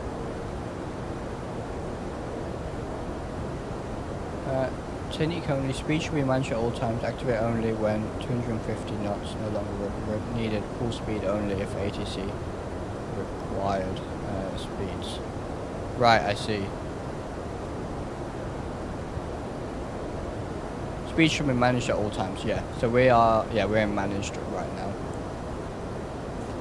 Personally, again, it might not be in line with airline SOPs, but I do tend to, on final approach, start to take the speed myself, you know, 180 to then 160. But yeah, managed speeders I use most of the time. Reason is so that you don't forget to activate approach. I see, yeah, got you. Yeah, the speed will be a pretty good big indicator you're not in approach mode. X-Plane seems to do a better job of providing consistent baseline of physics for add-ons to work with, whereas Microsoft Flight Sim seems to need a lot of tweaking by developers to get their aircraft to feel nice. Yeah, absolutely. And Phoenix, with their recent update, had to take the part of the flight model outside of the sim, which is, you know, same with the A2A Comanche. You know, the flight model on that is outside of the sim completely. So there's a lot of limitations with Microsoft Flight Sim 2024. I am excited for it. I hope the limitations in 2024 are not as much as in 2020. I do hope the flight model improves. But I do think X-Plane will remain ahead in that regard. So Mach G is missed approach climb gradient. Right, I see. So we should be okay with 4% then. Like I said, we're quite light. So I guess we'll just go with that, and then we'll go 412 for Barrow.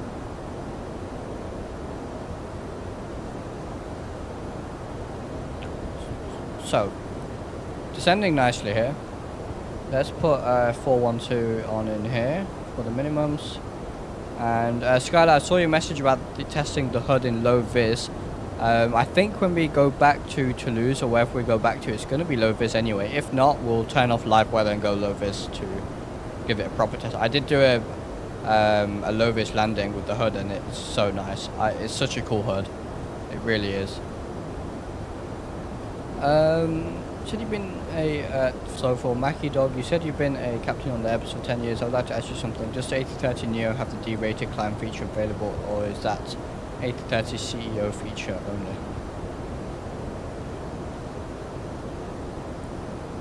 How is it? I'm really happy with the Toliss A330 so far. When I booted it up for the first time just yesterday, because I was away from my PC the whole weekend.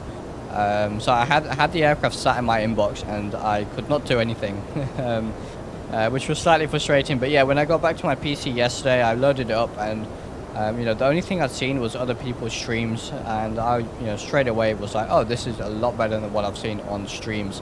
Because YouTube compression, you know, it doesn't give you the full picture.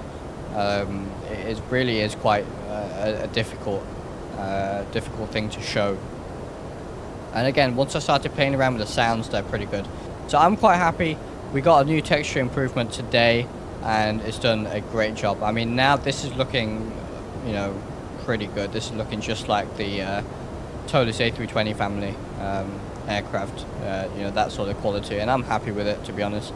Overhead, maybe a little bit of work. It looks good, don't get me wrong. Maybe a little bit flat, but again, some pictures I've seen of the real Airbus look, you know, the textures look quite flat, even on the real aircraft, because these are new aircraft. The A330 Neo is a new aircraft, you know, so there isn't going to be much wear and tear. So, you know, in my opinion, it is fine, if I'm being completely honest. The sounds are pretty good as well.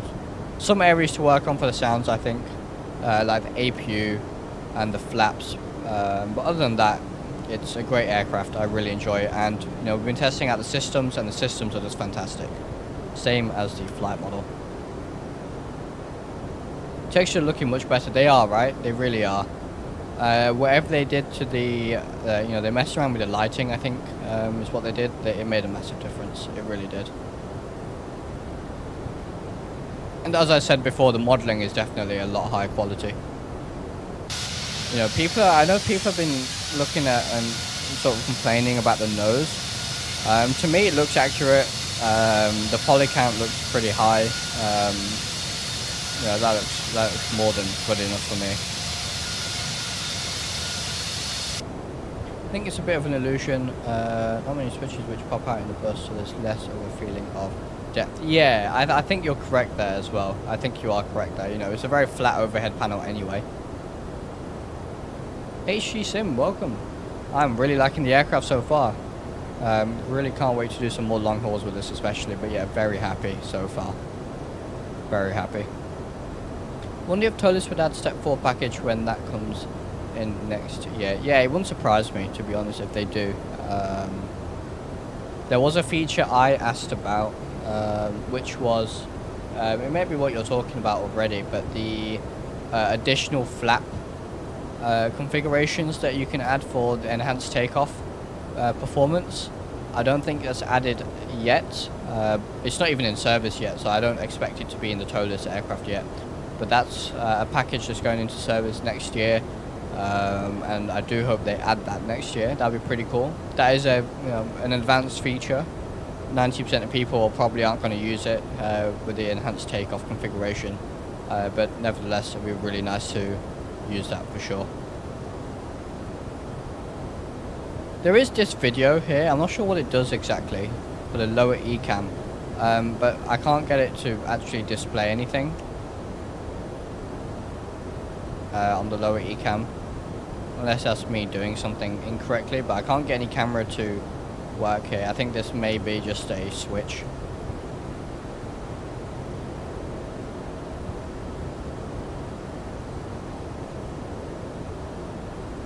Yeah, XP, yeah, exactly, Skylar, absolutely.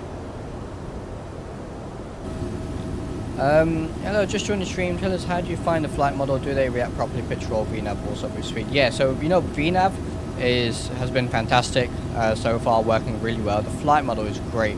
I've never flown a 330 in real life, but from what I know of aerodynamics and all that good stuff, it seems quite accurate to me. I've got no issues with the flight model. It's very good. It feels really nice to fly. I think Virgin do operate Neos out of Manchester. I know they do out of Heathrow at least, for sure.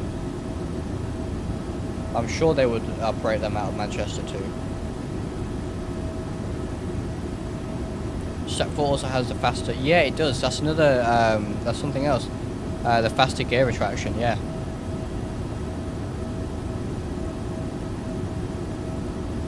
Push the button to show cam selected. Yeah, it doesn't seem to... if I turn that to there, and then push the button on the lower E cam, it doesn't seem to do anything. I don't know if that's modeled yet or not. But that's just video footage from the cockpit entry, so not necessarily important in flight sim. They are Trent 7000 engines, absolutely. Hear the shaking, the rattling there. That was quite nice. You can see the wing flex there. It is somewhat subtle, but it's there. And you can adjust that to your preference. I'm going to leave it at default because I presume default is the most accurate wing flex model. And look at the leading edge, by the way. Nice textures on the leading edge there. Quite used.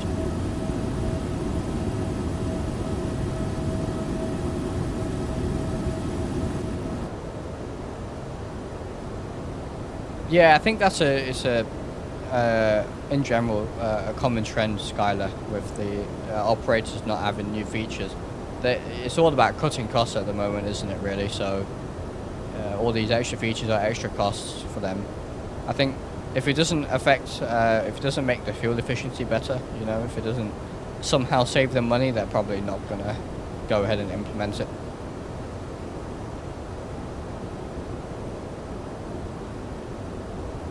Owen Tomlinson, welcome to the channel. Good afternoon. Glad to have you back here, my friend. Let's do our landing performance now. So we can go to landing path. Let's just reset this. It's going to pull all the weather from X-plane. So this isn't pulling the weather from the METAR, it's pulling from X-plane, but it is pretty much the same anyway. Or it might be pulling from the METAR, actually. Either way, all accurate, all pre-filled. Landing config will be full, aircon will be on. I think low should do us just fine, and it does auto brake low, so we're gonna do that. Put low in, and you can change to ROP to wet or dry. There's no sound on that actually, on that switch. That may be something to fix. But you can change this as well, so if you turn this off, this whole panel here changes, as you can see. We'll turn that back on. And it shows on the ND here. If you look here where it says wet 5, that disappears as well. So it changes everything. But yeah, we'll keep that, that should be on dry actually. And we'll go, yeah, low. Alright. Still 70 people on the stream. Thank you all very much for still being here. Hope you're enjoying the stream so far. There's 10,000. The next altitude is going to be pretty much our platform altitude, according to the chart. So there's 5,500. We'll put that in now.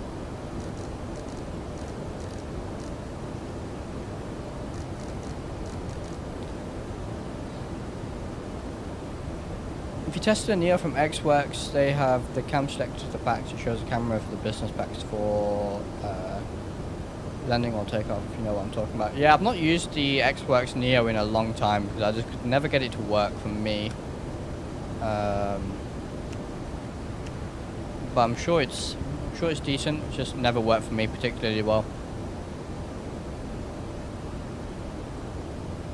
Not a single airline has ordered the hood, really. Wow, that is a shame. This hood is really cool. It's great. I love using it on landing. It's a shame no one's used it. It's one of those things where it's probably, you know, it'll increase in, you know, I guess safety factor and stuff. It's great for safety and for the pilot, but it's not gonna make the operation of the flight any cheaper for them, is it? So, just an extra cost for them. Activate terrain radar. We can do that.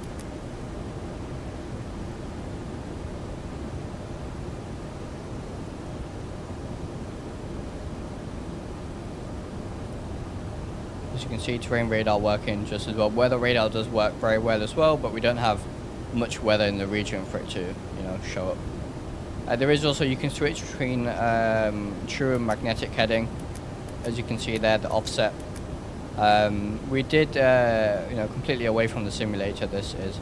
But I did some low-level navigation flying for my PPL in real life on Saturday, and we went through some basic navigation theory stuff, such as, you know, the difference between true and magnetic heading, compass deviation, variation, accounting for all of that sort of stuff. So in the UK, it's at the moment it's only about half a degree, so we can sort of ignore it.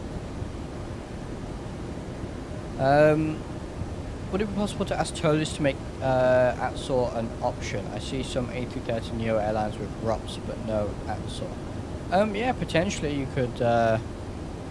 You can ask that. I don't know what kind of implementation, implications that would have if they made it optional or not. But I'm sure it's something they could look at. But I do like the option, the ATSOR option for sure. Have you used the hood in the Zebo? Could you make any comparison between the hoods? I've used the hood in the Zebo. I really like the hood in the Zebo. The only difference is, to me, it's just the actual hood interface is obviously different. This is an Airbus hood. The Zebo is a Boeing style hood. But in terms of quality, it's all there. You know, if we activate head tracking, you can see how it reacts to my head movement. So all of that, you know, the hood is implemented in the aircraft really nicely. So yeah, you know, if you like the hood in the Zebo, you'll like this hood as well. It's very similar, to be fair, as well, in terms of operation. How many hours? I'm on 15 now, so I've only done half an hour solo at the moment. And the weather has just been terrible for solo flying. So, you know, technically my current focus in terms of my PPL should be solo hours consolidation, so just getting more hours flying solo. But the weather's not been good enough. The cloud base is quite low on Saturday, so my instructor said, look, you have the capacity for it, so let's go ahead and do some low-level nav, and that was a lot of fun, for sure. Flying 600 feet above the ground, weaving in and out of, you know, avoiding villages and built-up areas was a lot of fun for sure. Runway 10, I'm just going to put a fix in 10 nautical miles as I always do. For a second leg, we're going to do an ILS approach here, but I do want to try an RNAV approach or an RMP approach or something like that. Hey, welcome back, Caleb. You can see constrictions if you activate constraints over the Q&A stretch. Yeah, absolutely. Yeah, you can. I generally don't tend to because I've got my charts on my second monitor, but I guess for you guys that's quite handy. So we'll do that.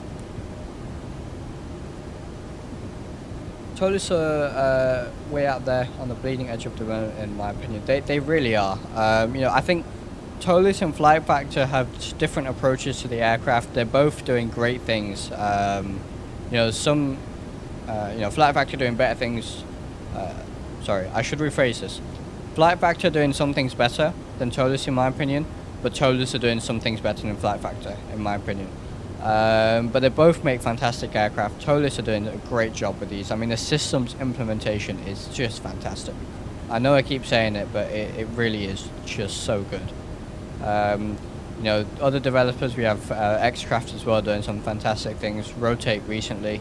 released their passenger variant. So, you know, X-plane add-ons and aircraft, it's looking up. It really is. Looking forward to the Flight Factor / Toliss A330 as well. That is going to be an insane aircraft. That is probably going to be the new standard. Just because you have both of these great devs, they're going to play it to their strengths. You know, I wouldn't be surprised if Flight Factor are doing the visuals and the sounds and stuff, and then Toliss are definitely going to be doing the systems and all of that sort of stuff. So that'll be fantastic. Yeah, Stan, absolutely. I agree. So, platform altitude 55,000. Sorry, not 55,000, 5,500 at 18 miles out. Then we can go down to 3,300. So we'll set that. We can go local QNH as well, which is 1013. So same as standard. Not really going to make a difference. Alright, 1013. And I'm just going to resync those.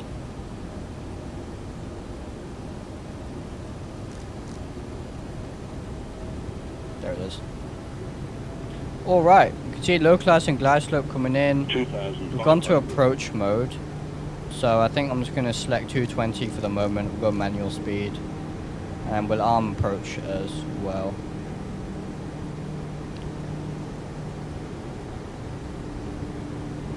Best devs, Flight Factor, Toliss, X-Craft, Hot Stock, B-List, Rotate, Airbus, Colorado. Yeah, for sure.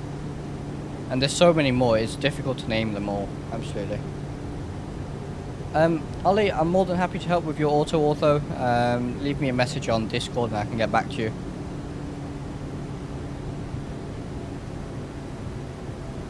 Yeah, thanks, Leaf. Thank you very much. Yeah, technical issues like that, best place to reach me is Discord. I've got localizer glide slope from 18 miles out, so a long final approach. Hence why I didn't want to slow down too much. And oh yeah, Fly JSIM, absolutely, yeah, Fly JSIM. The Q400 is fantastic, and I'm looking forward to the 732 and 727. Yeah, like I said, if you have issues, you can see the extended sensor line now. Look at that. Yeah, if you have technical issues, especially with auto, just leave me a message on Discord.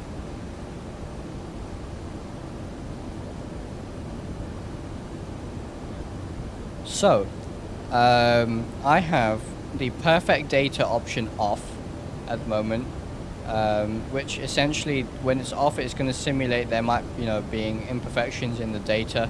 So, the runway here, visually, if you can see, I'm going to have to zoom in a lot here, but you can see it sort of highlights the runway.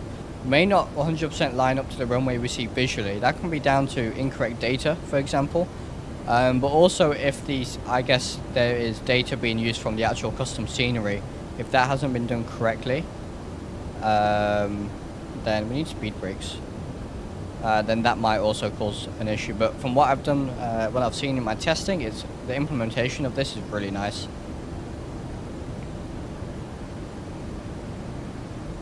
I believe this is where the declutter mode does something. Yeah. So there you go. Right. So we have normal. Declutter 1 removes the extended sensor line and the runway, and then declutter 2 just gives you the flat path vector and some other information as well. But I'm going to leave it on this. You can have the crosswind if you want. If you're doing a crosswind landing, we're not today, so we'll leave it as it is. 8 miles out. Okay, yeah, we really need to slow down. This is a slippy aircraft. So let's get this slowed down here. I wasn't paying attention to my speed, so...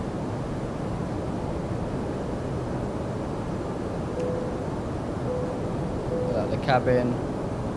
Try and get this thing slowed down here. The A330 is very slippy. You guys will find this, but it is accurate. Based on what some A330 pilots have said to me. You have to configure early, you have to be a step ahead. Link expired for Discord. I'll replace that. Mods, if you want to put a link to my Discord in the chat, that would help tremendously. But I'll update that link. Sorry about that. Yeah, we're going quite fast, so I'm trying my absolute best to slow down here.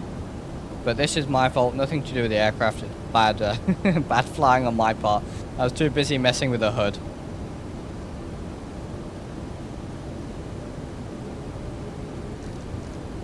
your final approach speed. We should be okay, we should make it. Thank you very much, Nikki. Yeah, so I think I'm going to leave it on for now for the purposes of showing it in the video, but I think you would use Declutter 1 for an approach like this where you can quite easily see the runway. But exact SOPs on that, I'm not too sure. Come on, aircraft, slow down. As I said, it's a very slippy aircraft.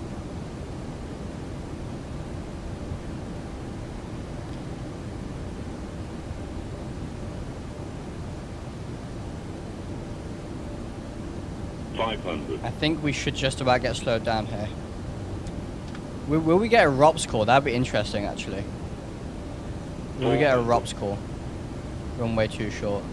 What I'm going to do is I'm going to turn off auto brake and not activate reverse thrust and see what it does. I'm just going to not slow down on this landing. Let's just see what it does in terms of the ROPS. I'll disconnect now. Minimum. And alright, let's land this thing. We've got a bit of a crosswind now from the left, actually. 100. 50, 40, 30, 20, retard, 10, 5.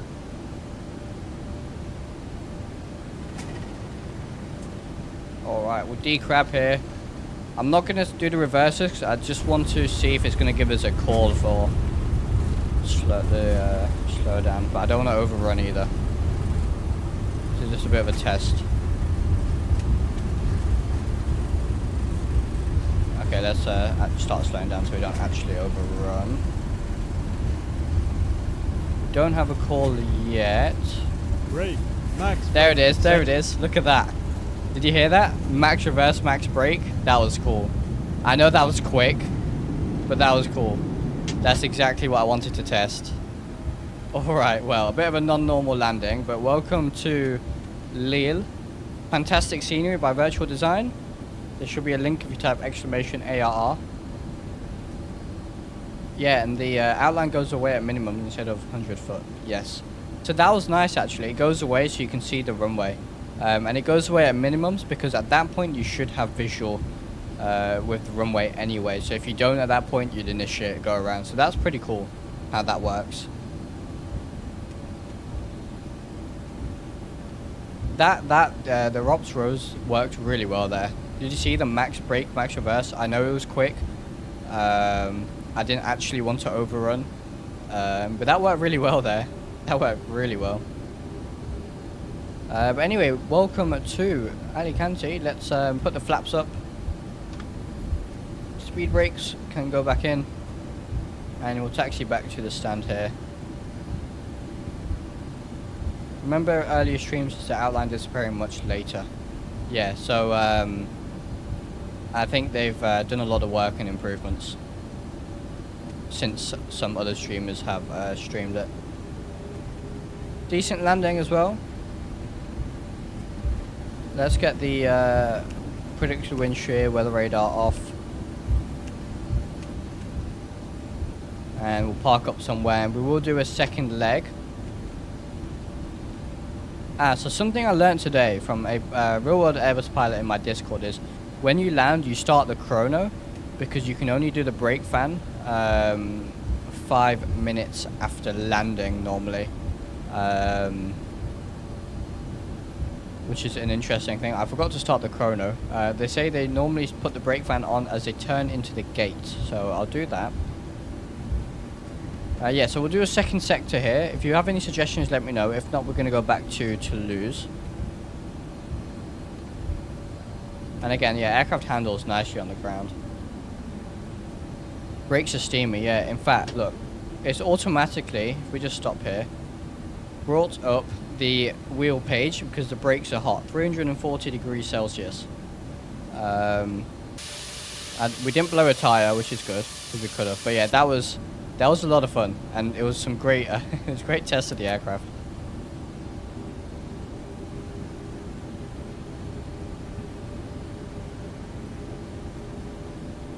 So let's let's continue on here.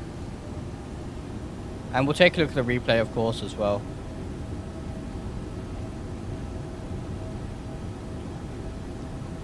What should the approach speed? I think the approach speed on that landing was 140 knots or something around there. I didn't actually pay too much attention to it. Planning on doing replay? Yes, absolutely. Can you fly in Montpellier? Yeah, we could do. We'll have to look. LFMT. We have LPPT. That might be a good one. There's some TAP Air Portugal. Potentially ops. Does TAP Air Portugal have 330 Neos? I know they have 330s, but do they have Neos? Nikki says Lepa, Palma de Mallorca. We can look. Let's we'll evaluate some of these options once I park up here.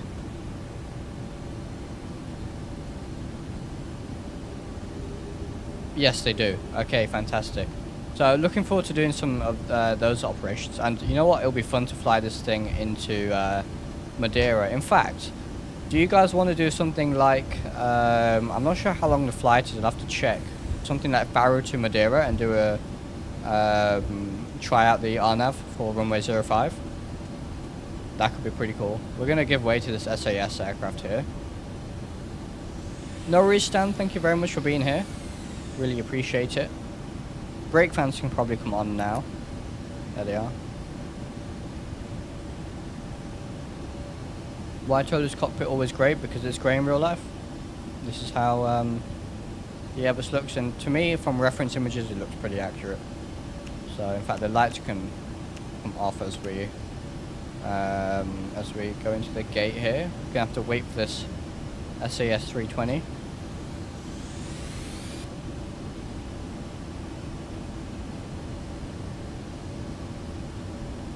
That's like 3.5 hours, is it? Okay, let's have a look at some options. If not, we can do Gran Canaria or Tenerife to Madeira.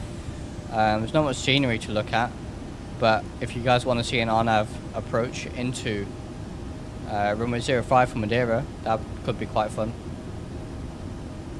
It's more grey than blue. See, I think something to note as well here is what you guys see on your displays and your monitors might be different to what I'm seeing. So I can see a replay of the stream on my second monitor. Trish, the correct gate for this plane is gate 200. Okay, let's have a look. Where's gate 200? Oh, there. Yeah, that's behind us. Okay, we're going to go into one of these gates just for time. It may be a bit small. Thank you very much for the suggestion there, Ronald.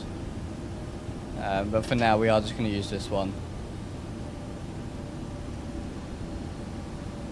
Yeah, so colours will look different on different monitors, different screens. YouTube will also change the colours slightly to what I'm seeing. So I'm looking at a replay of the stream on my second monitor, and the colours look very much different to what I'm seeing on my main monitor. So that's something to consider. But to me, on my main monitor, they look pretty good. Let's park up this marshaller.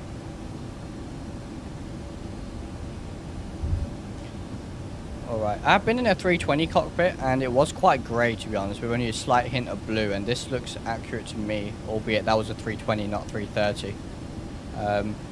Do you have the cloud surf sceneries for Manila? I have Manila, not Cebu. You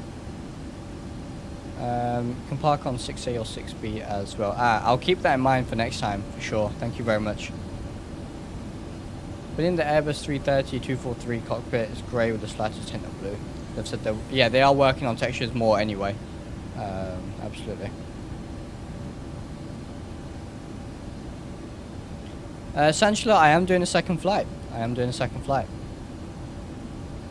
Some are blue, some are grey. I see it, Plane Aviator, yeah. I mean, look, to me, this looks fine, as I have said a couple of times during the stream.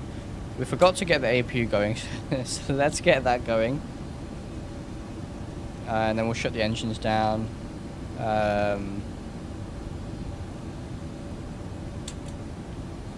And then let's take a look. We can sort out our second route. I'm just going to end the flight on Valanta. And Volanta says that was a landing rate of minus 137. So we'll take a look at the replay in a second here.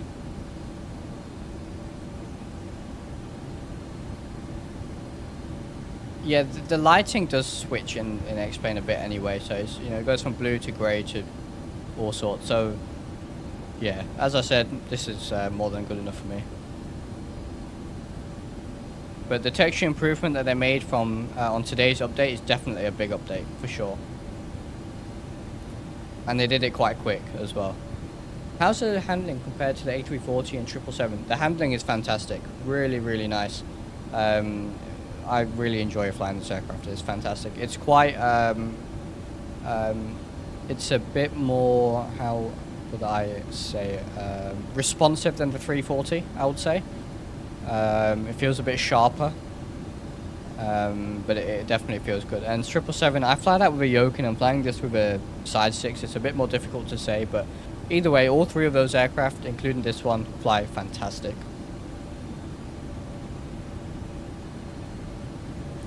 So, APU should be on, and we will go APU bleed, and we'll shut the engines down. There they go.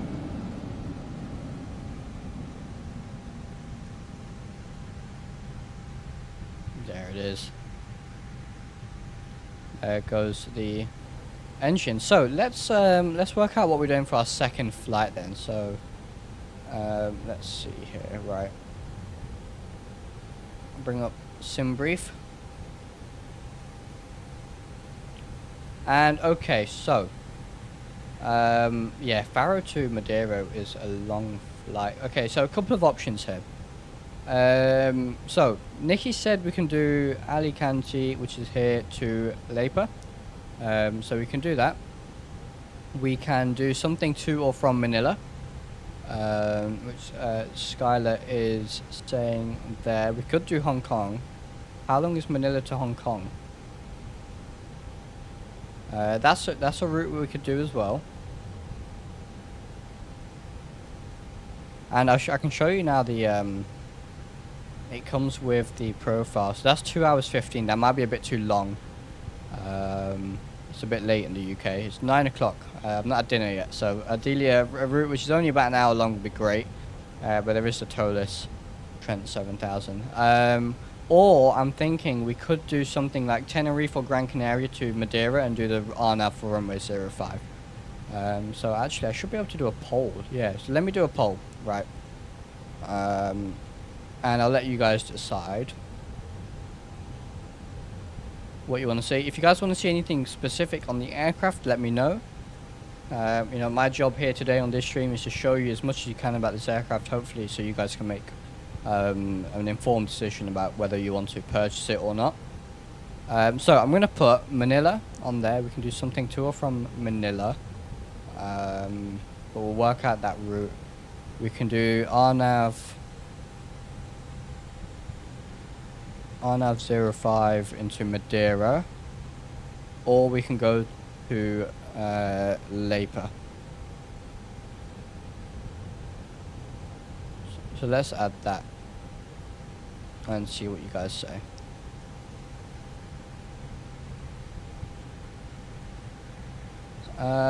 Manila, Hong Kong. As a dispatcher in LEAL Airport, I hate you for parking on a remote stand. We hate those stands. Oh, really?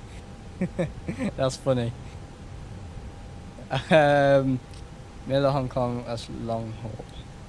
SBGR to SBBR, okay. Why do the fan blades on Toliss aircraft stop after 10 seconds and shutting them down? Are they windmill for about 5 minutes? That's something I guess that could be passed on as feedback. But I've not seen an aircraft windmill for that long, to be honest. Anything in X-Plane, to be honest. Fly MT long, get a high cost index. Devin says Lowy Vienna. I'll be for the Gatwick. That'll be too long for the stream, unfortunately. Won't let me vote. Oh, really? Okay, now it's... I see people voting. 19 votes so far. Hopefully it should let you Should let you vote. Jump to next waypoint. That's true. There is that feature as well. But I'm going to let this poll run. I think we're going to, from the looks of the poll, we're going to end up doing something into Madeira. It'll be a good test of the RNAV capabilities of the aircraft as well. So, regarding these suggestions, obviously I'm only going to be able to fly one today. But do feel free to put your route suggestions in the suggestion box in my Discord. Always looking for new routes to fly. Jamie, welcome. It's going to be released on Saturday in the early hours, I believe. When are you doing EGMC again? Not sure actually. Not sure, but we can do some South End operations at some point. Madeira low vis are going to be fun. Yeah, I know. I think that'll be a lot of fun, especially testing the HUD and RNAV. Let's do a replay while we're waiting, and I'll let the poll run a little bit more. So let's take a look at the replay. EGMC is your local. I see. Yeah, I have the boundless scenery for Southend, which is really nice as well. So, and by the way, not sure if he's in the chat today. I am using a Sky Colors Lua script, which incorporates. If you tried Cloud Tweaks V1 from the org, it incorporates the clouds from there, but using the custom Sky Colors on a cloud tweak from Burnt or Booster in my Discord, which should be releasing that soon, I believe. But it's a really nice Sky Color Lua tweak, which I'm using today, if you're wondering, and you know, the sim's looking fantastic right now. So big thank you to him for that Lua script. So we'll try to fly this into EGLC. I'm sure you could, to be fair, with the you know, the performance of this aircraft, but definitely not licensed to. Also got boundless scenery for SEN on X-Plane 11. Yeah, the boundless scenery is fantastic. All right, let's take a look. It was a little bit floaty of a landing on my behalf, but it was nice. Nice flare, nice slow flare.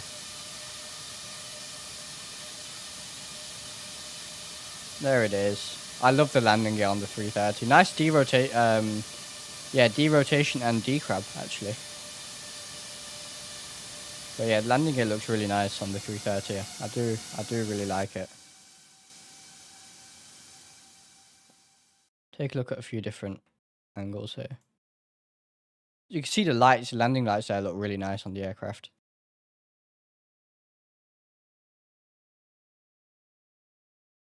So I think looking at the poll, it's 65%. We've got 31 votes on the RNAV 05 for Madeira. So I think we'll do that, and we'll probably do takeoff from Gran Canaria or Tenerife. Oh, a bit of a stutter.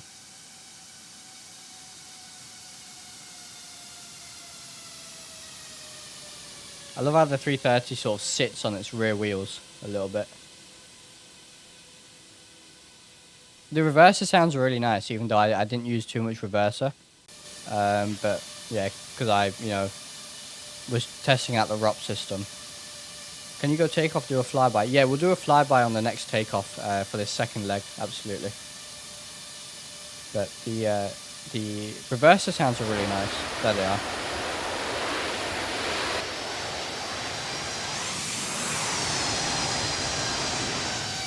Let's just watch this braking here. This braking action, because we really did slam the brakes on.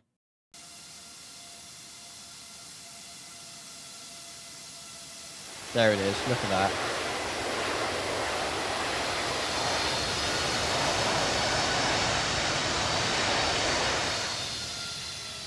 Fantastic. Nice sounds as well there. What a beautiful, beautiful aircraft. So much fun to fly. And I'm going to be doing a lot of long hauls with this aircraft. So, let's do one more look here, the landing. Sad there's no smoky brakes or fire hot brakes simulated. Yeah. Although I'm not sure if we did use max braking and they were hot. but it was only for like 5 seconds. When you got alerts, does it brake automatically? It doesn't, because I didn't have auto brake enabled, no. I don't think the real aircraft does that either.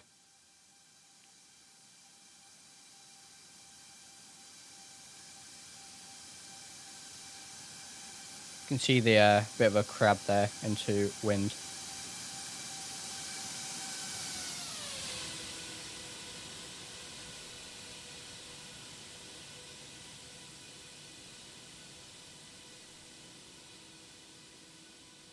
There it goes. There's that D crab as well.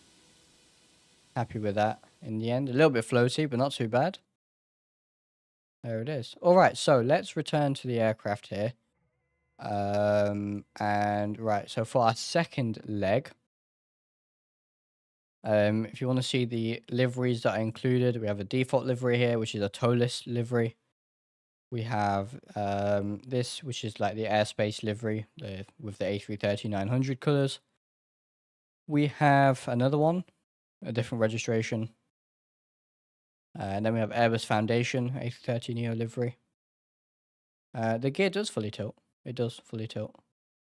But it is still work in progress. And then we have a first flight livery. So let's maybe use this livery today. And we'll do a takeoff from... right, quickly in chat. Shall we do Gran Canaria or Tenerife for the takeoff? And we're going to Madeira. But yeah, I have to say, really happy with the aircraft. We need a factory primer livery. Yeah, I'd love if add-ons include a factory primer livery, so you can almost simulate a test flight or delivery flight or something. Tenerife. Okay, so I think we're getting Tenerife. I think that's pretty much the closest anyway. What's that? GC... No. GC... what's Tenerife? There it is, GCTS. So we'll do Tenerife. And we'll just take any gate for now. Shouldn't matter too much.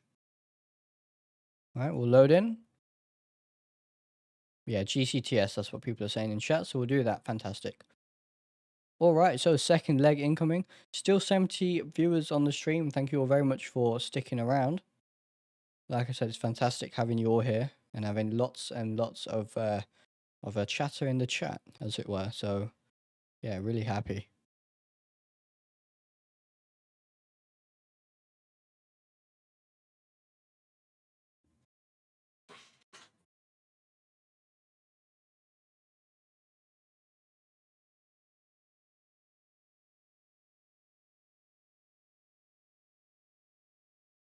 All right, we've loaded in. Let's give it a second to settle down. And we are back. All right, load time was pretty quick. We are here at Tenerife. We're at Tenerife. Probably at a stand that's a bit too small for this aircraft, but there we go. It's fine. Let's do a Simbri flight plan now. So we are doing Gran Canaria, not to Hong Kong. We'll cancel that. We are doing to LPMA. And hopefully weather should favor 05. Which I don't think it is at the moment. But, you know, regardless of weather, we'll land runway 05 and do an RNAV. Regardless of the weather, we can adjust the flight plan as we see fit. I think I deleted my orthos for Madeira, unfortunately, actually. Because I was going to remake them and then didn't have time. So, but anyway, let's, so we've done that. That's all good to go. And let me just update this route here. And I'll update the banner at the top, and then we should be good to go. So I'm going to bring this over to my second screen while I do this. So 2 seconds, and we'll be underway here. So I'm going to put the route for the Nightbot command. So if you type exclamation route, it will give you the routes that we are flying.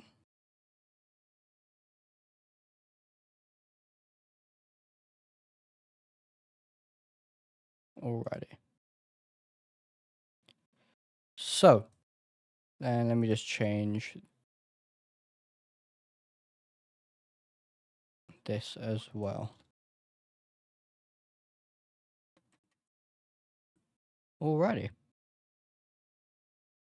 And we're good to go. I'm just going to update my Navigraph to bring up the latest routes and do the same with Volanta, although Volanta might need a restart here. So currently, let me bring this up here. Currently, looks like wind is favoring. Oof, it's a 20 knot. A 20 knot. Jeez, headwind. So if we land runway 05, we've got a 20 knot tailwind. What we'll do, we won't do live weather, but we'll do the RNAV for 05. We just won't do live weather. So let's adjust the flight plan a little bit here. So I think, yeah, so that'll do there. And RNAV 05 Pilam. Yeah, that'll work. All right, so we're going to do this, obviously, not on live weather at the moment. But we'll do low vis for sure, because that sounds like a lot of fun. So let me set the weather to low vis.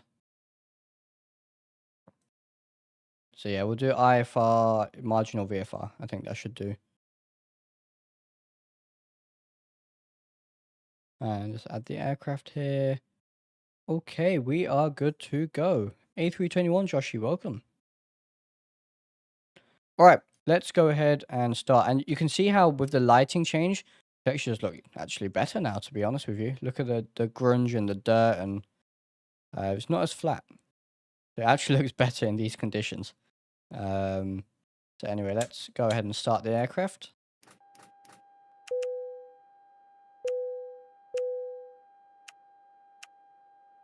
And we'll do some fire tests as well in a second.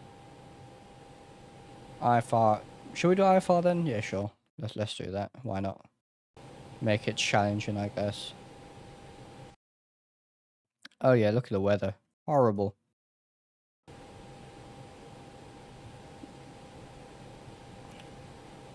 So we'll get started here then. For the second leg. Hope you guys are enjoying the stream so far. Did Fly Live not update?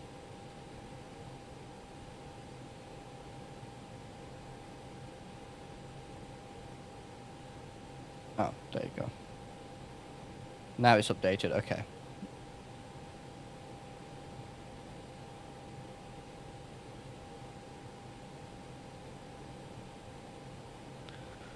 Right. So ADIS then. So we'll wait for the on-bat to extinguish. There's actually a James panel up here as well. We'll go for IR2.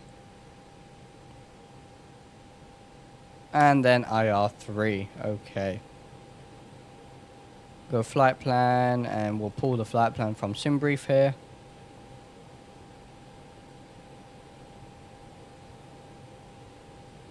Let it all load. Even here, textures look really nice. You can see there's some scratching here, some wear and tear, dirt here. Yeah, I'm happy with the textures, I have to say. Do you prefer auto-ortho or map enhancement? Auto-ortho. It's what I'm using right now, actually. Ah, we have auto-ortho running, so we should have orthos for Madeira as well, actually. There was a centerline readout when you landed. Should help in Cat 2-3 ops. Yeah, I noticed it. I noticed the extended centerline. I don't know if there was a readout. I probably didn't notice, to be honest. But yeah, it's pretty cool. The HUD is really nice to use, actually. It really changed. I've never used a HUD on an Airbus aircraft before, so it's pretty interesting.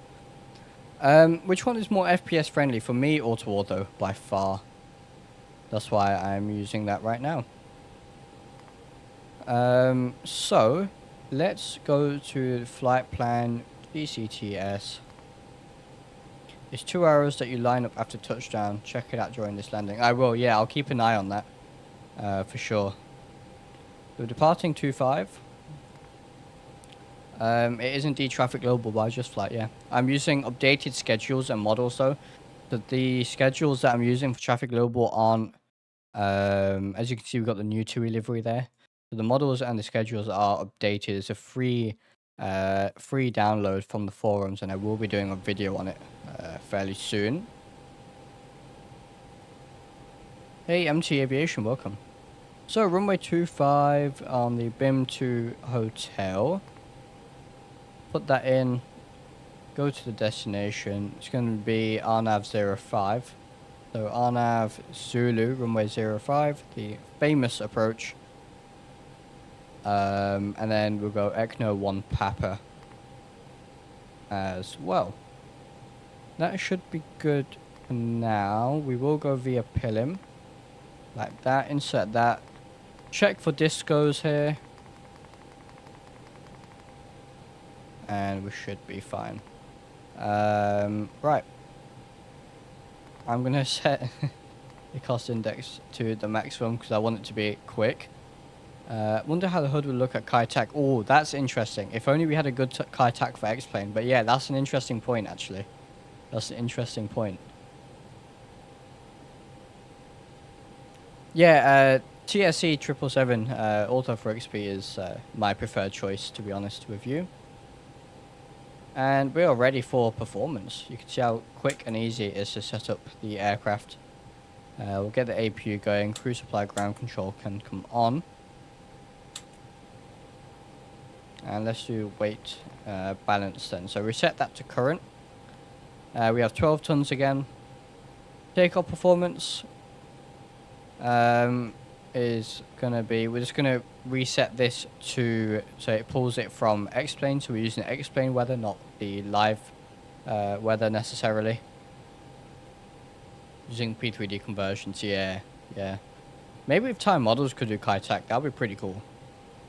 Does the new traffic global models and routes work for X-Plane 11? Yes, I believe they do, absolutely. Runway condition by far is definitely not dry, it's going to be wet. Temperature 15 degrees, so anti-ice can be off. We'll do a flex takeoff this time. Leave all this on auto, aircon on.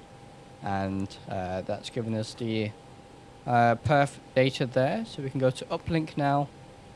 What was the wind? And so QNH 1013, wind 185 at 0. Okay, so that doesn't matter.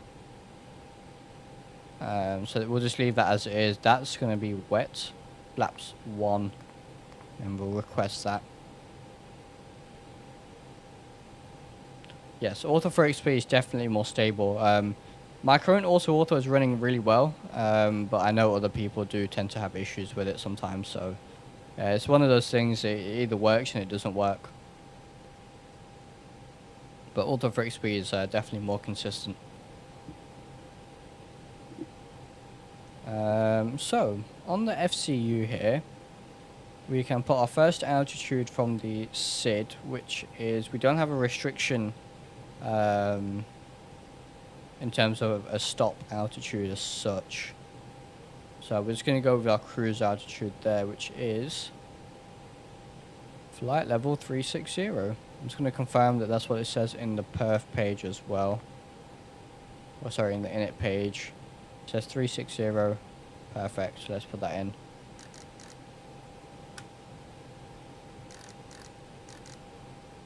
.360 set. We'll get the takeoff data received. We'll do a flex takeoff and uplink that. Perfect.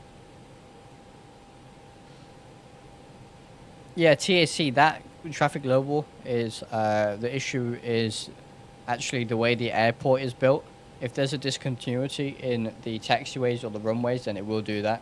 So, you know, airports have to be built to a sort of a higher standard, if that makes sense, in the world editor, for that to not be an issue. You can fix it yourself if you have the knowledge. You know, if you've used WED and stuff before. But anyway, we are pretty much good to go here. ADs are still aligning. APB can go on. What I'm going to do is turn the external power off. Call for the pushback. So I'm pushing out to the left. Ground to Cockpit. Please, show me where you want to go. Can't seal too much because of the weather, but around there should be good. I think I can just about see the taxi line there. Ground to Cockpit. Tau is driving up. And I'm going to go ahead and disconnect all of this stuff. Close. We won't need de-icing today, so we'll close that. Arm doors cross-check. And we can verify that here.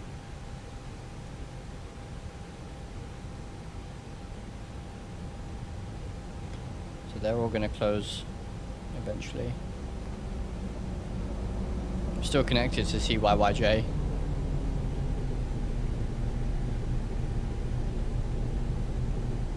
This can be changed to wet for the row up. And just wait for the bulkhead to close. There it is. They should arm in a second as well. Okay, all doors and hatches are closed. Ready to connect. Alright, so they're connecting. We've got 2 minutes on the ADIS. So that's all looking good. Fuel pumps can come on. Nice sounds on the switches. And we'll turn the beacon on in preparation as well. Look at that. Works perfectly with better pushback as well. Really nice to see that.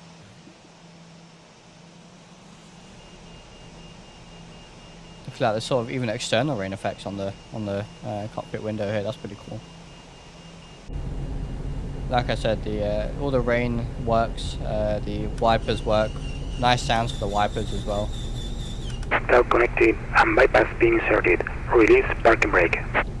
So this dial here is for the row ROP, which is the runway overrun sort of deterrence. So you set this to wet dry so the aircraft knows if the runway is wet or dry, and I'll preview it again. But essentially, if you try to take off on the wrong runway or the wrong or on a taxiway, it'll alert you. If it thinks you're not gonna if you're not gonna stop on time when you land, it will tell you max braking, max reverse thrust, which we did on this landing. Actually, I purposely didn't use brakes and left it last minute, and it gave us that warning. And you know, or it might even tell you to go around if it thinks you're not going to stop in time, even with maximum brakes and maximum reverses, it'll tell you to go around. So it's a whole new system. It's pretty cool. You can enable it and disable it in the ISCS here. So if I click no, you can see it goes back to normal, what we're sort of more used to, or you can turn it off on. So pretty cool. I'm going to leave it on. I'm going to set that to wet since it is a wet runway. ADIS should align shortly. Cockpit textures, X-Diver, I have to disagree, to be honest. For me, the cockpit textures are good enough. You know, yeah, not up to par with the, for example, the Flight Factor 777, but to me, they are good enough, and I really enjoy the aircraft actually. Some improvement in some places, absolutely. You know, it's not perfect, but I'm fairly happy with it for now. Right, so that's aligned. We can get rid of the parking brake. There it goes. Starting pushback, and you may start engines. And we'll go ahead and start engine number 1 again. So we have the bleed on, that's all good. Start engine number 1.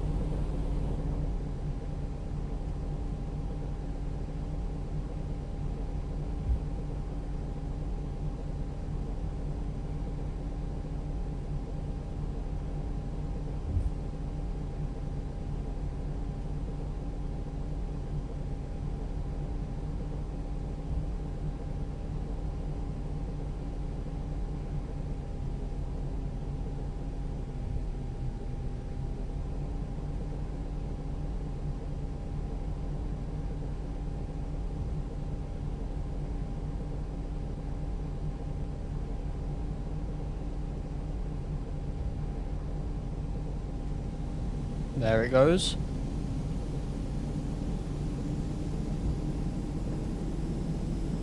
I got pre-release as a content creator to stream and review the aircraft. I'm very, very lucky to have access to this. So, you know, big thank you to the Toliss team. What's the wing flex like? From what I've seen, pretty good. You can adjust the wing flex here, the strength. I've got it on default at the moment. But there is wing flex for sure. If you think that you're not seeing enough wing flex, you can increase it as well. So it's nice if you have that option. Yeah, it is. There's enough wing flex for me, to be honest.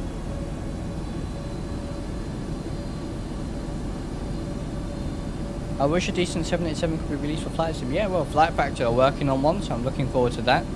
If that's anything like their 777 V2, then we are in for an absolute treat for that. I've been waiting for a good 787 in X-Plane as well, absolutely.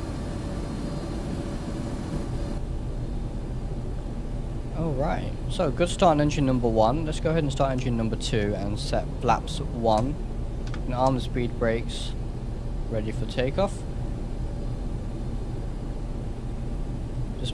Just sit here and monitor this. Just watch how everything works here. It's pretty cool. All the numbers change. It's all so accurate. Disconnecting tow. Stand by. Hey Jesse, welcome. No worries, just in time for our second flight. Looking good so far, really enjoying it. Really enjoying it. Flight model's great, systems are fantastic. There's some really obscure things that we've tested on the first flight, and they are, you know, modeled, so really happy with that. Sounds okay, you know, once you mess around with the sound sliders in the ISCS here, they are a lot better than what they are by default on these sliders. Cockpit textures has been something that we've talked about quite a lot. Personally, I'm happy with them. They are updating it further. We got a new update of cockpit textures today. Is disconnected and But to me, they look good enough. Hand signal on the left. We'll see you next time and have a safe flight. Definitely some improvement for the textures and sounds in some places, but for the most part and the important things, I think they are good enough. And you know, the Toliss, if you're looking for something that really looks really good and sounds really good, then I'll be completely honest, X-Plane isn't your sim. You know, if that's what you're looking for, Microsoft Flight Sim and the Phoenix aircraft is what's for you. X-Plane is all about the flight model and the system depth, and this is where this aircraft excels. So you know, if it doesn't look as good as some other aircraft, that's fine by me personally. It just depends what you use the flight sim for and what your standards are, I suppose. But I'm enjoying the aircraft.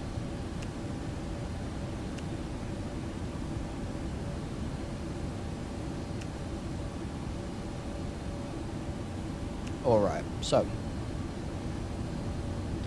Jesse, the textures aren't that bad from what I've seen people saying online, and you know, a lot of people are saying things online when they haven't tried the aircraft in their own simulator. And I always said I'm not going to judge the textures and the modeling based on what I'm seeing on other streams and what I'm seeing on previews, because YouTube compresses the video and the stream quite a lot. The colors might look different on your monitor, so it's very different. It's very difficult to assess that sort of stuff. But you know, I have it in my sim in front of me, and to me it looks pretty good. But that's my personal opinion. I'm not saying it's perfect, but to me it looks good enough. Yeah, Jesse, absolutely. I love Microsoft Flight Sim, don't get me wrong, I really enjoy it. But for me, flight model and systems are more important as as an aspiring pilot.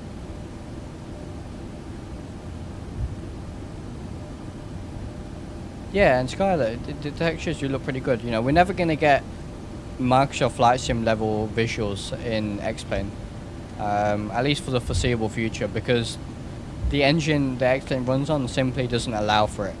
But Laminar are focusing on other things, you know, namely where the weather simulation in X-Plane is far superior to what is in Microsoft Flight Sim. We have weather radar that works, you know. There's a lot of these things that I much prefer having that kind of integration and focus. set auto brake max here. But yeah, I enjoy both sims, don't get me wrong, for different reasons. So, you know, I appreciate the Toliss aircraft for what they are. I appreciate the Phoenix aircraft for what they are, you know. And I can enjoy both. And for the Toliss aircraft, systems and flight model are incredibly important. It's what they're really good at.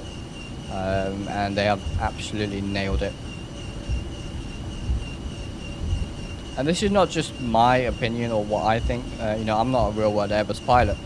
This is based on some some friends I have who fly the A330, and I've sort of asked them to take a look, and they've said from what they've seen, it looks pretty good. There's other real world pilots that have streamed the aircraft, and from what I've seen from their feedback, they've been pretty happy with it as well.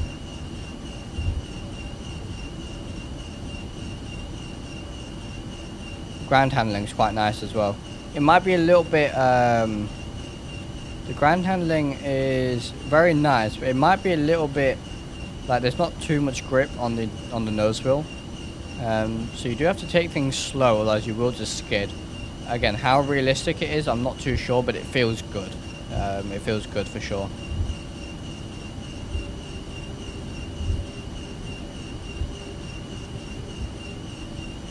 Yeah, like I said, your opinion on this aircraft is really going to depend on what you look for in a flight sim. If you're looking for great, you know, really nice graphics and a bit more sort of, I guess, of a casual simmer, that's fine. Aircraft might not be for you.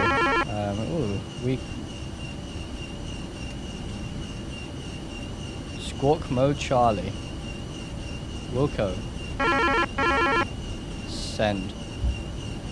So that's the CPDLC working there, guys. Skylar, did you send that?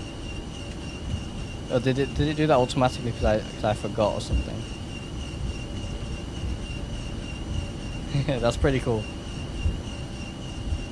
It's actually to the runway here. But yeah, like I said, if your main priority is visuals and sounds, this aircraft might not be for you. If your priority is systems and flight model, then this aircraft is definitely for you. So, you know,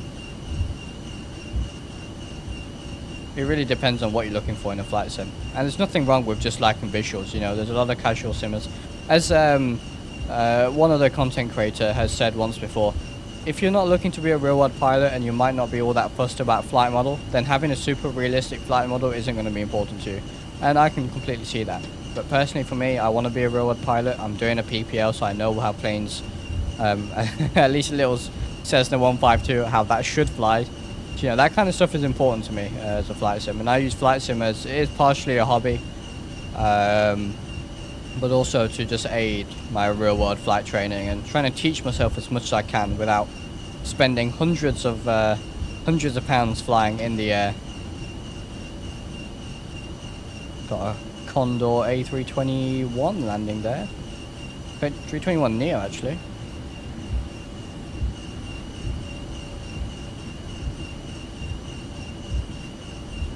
Toliss doesn't accept telex, so you can't send free text. Oh, really? Huh. Interesting. I think we should be happy that we have two vendors that are competing. It only makes it good all of us can pick. Absolutely. I really agree with that, Leaf. Both between Microsoft Flight Sim and X-Plane, they're both trying to do different things. And sure, you can compare them, but they're not trying to achieve the same goal. But I enjoy both. Same with X-Plane devs. And Jesse, yeah, absolutely. You might not even want to be a real world pilot, but realism is important. So yeah, like I said, it's great that we have these two options between Microsoft Flight Sim and X-Plane, and also between various developers in X-Plane. It can only be good, right? Get all the lights on. APU should have been off a while ago. That's my fault. Everything else should be good for the takeoff here. Does this aircraft set trim automatically? I need to check this because the A340 does trim automatically, but the A321 doesn't.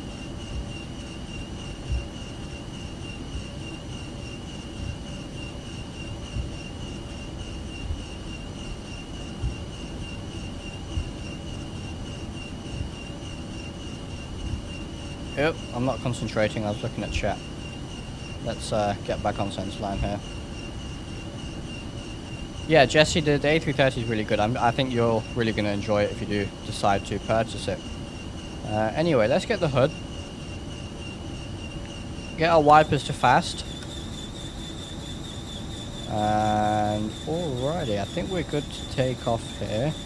It does do trim automatically, look at that, nice. And we're doing flex 73 degrees, VR 139, V2 142. Alright, let's go. So, let's go 50%. Port pressure on the side stick. Just going to line it up a little bit better here. And flex 71. There it goes.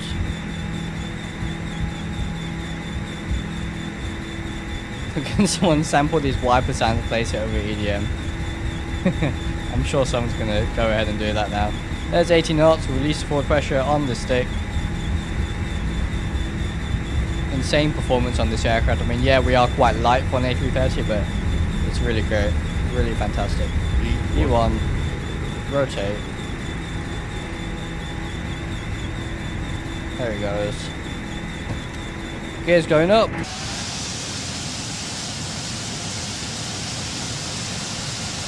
Yeah, I saw those arrows on the center line, yeah.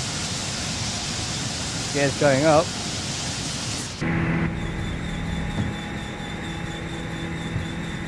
Let's get back on the flight directors here. I can feel the turbulence actually, and the there's no wind, but it's definitely slightly turbulent.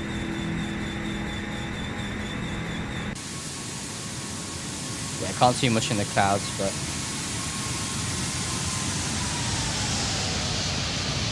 beautiful. And we go climb thrust. There it is.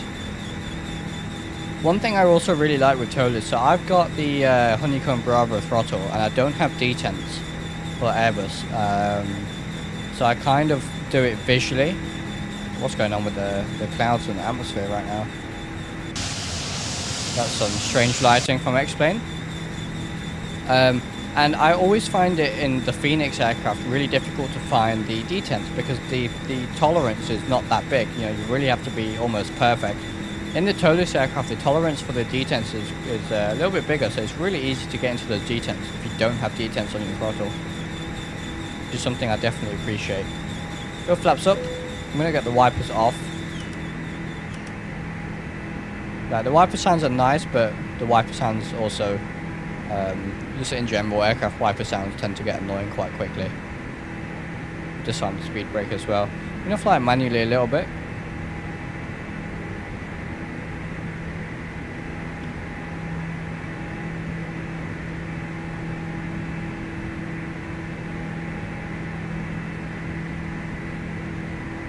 Look at that. And so here we can have see the flight path vector. This little circle here is what we're trying to follow. So that's sort of like our flight director in a way. We're trying to put our flight path vector onto that. So we're trying to follow it almost.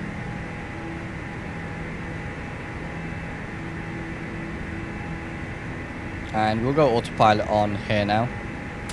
There it goes. Put the hood away. So you can edit the detents in X-Plane and Toliss separately, which helps, yeah. And to do the detents in the Toliss, it's really easy. You just move these sliders. You can see the raw throttle value. So you can see right now I have my throttles in climb detent. The raw throttle value is roughly 0.54. So I've set it to 0.54 here. So really easy to set it all up. There is also pause at TD or on warn/caution. This always works really well. Never had any issues for that on any Toliss aircraft.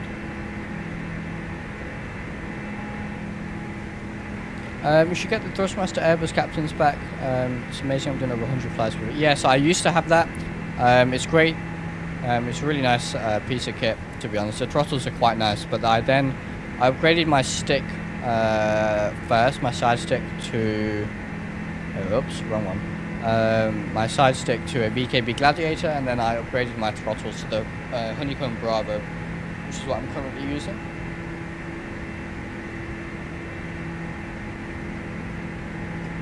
Yeah, so I'm not using default clouds at the moment. I'm using a cloud script, but just in general, some of the artifacts that you get with X-plane clouds and the lighting in clouds does need work. Yeah, I do agree. It does look okay right now, but the artifacting on the horizon there is a little bit off-putting sometimes.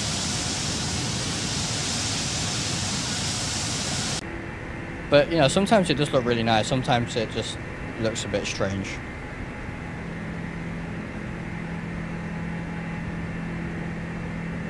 Yeah, the weather engine is much better. When I use X-plane to practice my flights before I go and do a flight lesson in real life. And especially when I'm flying in a 152 and that thing gets rocked about like crazy. It's, you know, it's a tiny little aircraft, barely any power as well. It feels a lot more realistic in X-plane. Even X-plane, to be honest, it's a little bit static, the weather in X-plane, compared to what I've felt in real life. But it's definitely a lot closer than Microsoft Flight Sim. But yeah, at the moment, even X-plane, the weather model isn't 100% there. Maybe for airliners and more IFR flying, but at least for VFR, it was a little bit static compared to real life. You know, the real life, the Cessna was being thrown about a lot more than I was in the sim with the same sort of weather conditions. There's the sunshade as well.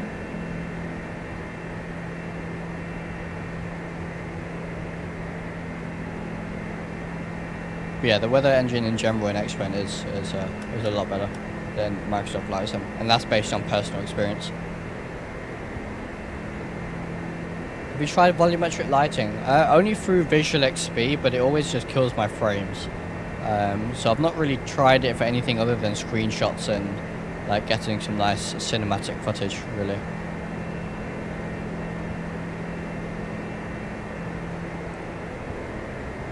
Don't know if there's a setting that I have wrong in the NVIDIA panel. Yeah, to be honest, grainy clouds is just an X-plane thing at the moment. To be fair, I still have it. I've always had grainy clouds in X-plane.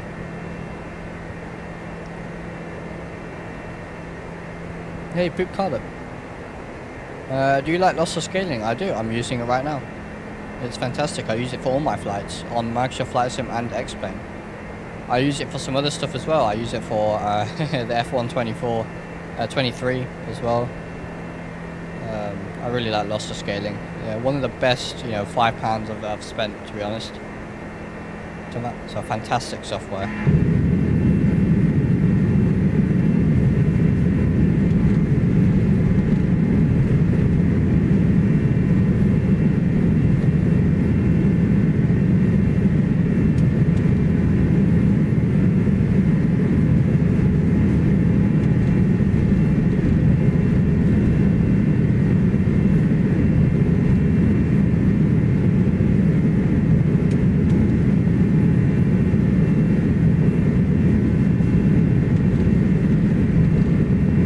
Textures are better in RC1, Barbie. Absolutely. They actually look pretty good to me right now. I'm fairly happy with them. They are going to be working on them further, from what I've heard and what Toliss told me. But yeah, really happy. They aren't perfect, don't get me wrong. They do need a little bit of work in some places, like up here, for example. But in general, it is a lot better. I mean, look at the throttle handle. That is really nice. Maybe a bit too much wear and tear for a newer aircraft, but it looks good. You know, same with all the dirt grunge down here. It does look good. It does look good, in my opinion.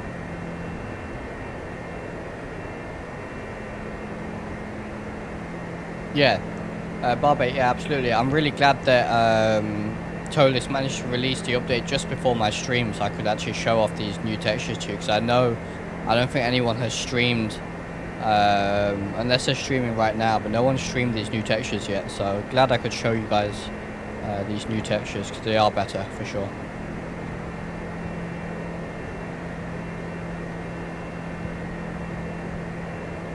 Yeah, the lossless scaling doesn't deal with text very well. So if I do a flyby, you'll see the text flicker here a little bit. Okay, it didn't do it then, probably because my base FPS is quite high, but it tends to. Right there. You look at the Airbus, it does flicker. That's just a frame generation thing. Personally, I don't spend much time in the exterior view, so it doesn't bother me too much. Rotor MD11 is good, yeah. The textures are great, but it is a bit dark. It's a bit dark. But that is also an X-plane lighting issue. Hey, Almanac, welcome. Thank you very much for your help as well, by the way. Some of the information you've been providing is fantastic.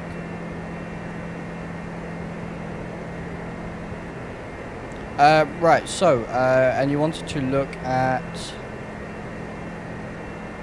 bleed during cruise. So, we are in climb, but let me get the bleed page up. There it is. Yeah, the exposure fusion stuff would be pretty cool. And some of that enhanced lighting. Can't wait for that.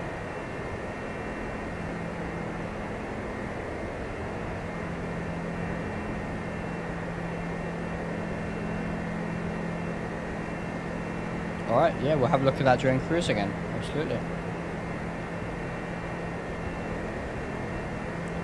That HP valve is correct now. Okay, good. I'm glad to hear that. I think even since the last couple of streams from Blue Games, XP12, I think Toliss have already worked on quite a lot, and they got a lot of feedback during those streams as well. Yeah, we can look at this for a couple of times. Yeah. Fantastic. I am quite impressed with the Toliss systems at the moment. And I'm sure real-world pilots and people who know more about the aircraft systems would have an even better appreciation.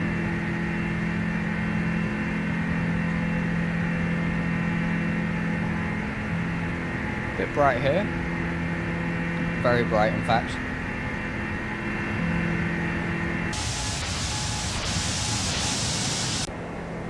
Jeez, what has X-plane done to my lighting?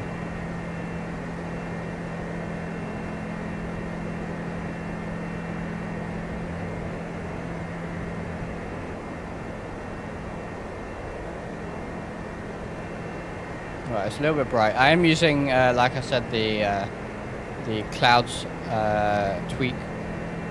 Well, part of the cloud tweak script and some sky colors as well. So I think the script might need a little bit of tweaking. It is a bit bright right now, but it should sort itself out shortly. This engine sounds great. The sound in the flight deck is spot on. Really? Okay, well there you go, guys. From a real-world A330 pilot. Sounds good.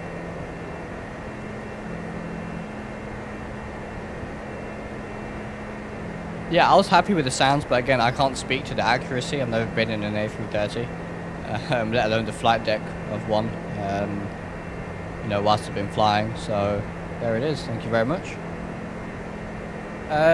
Drishal, where's the flight attendant panel in the 73 MAX2 cabin lights? It's just on this wall on the other side. So if you literally just go out the cockpit door, it's on the right.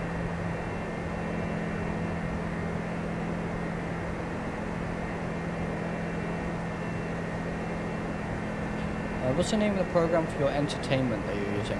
What entertainment? Is it do you mean the simulator? It's X-Plane 12.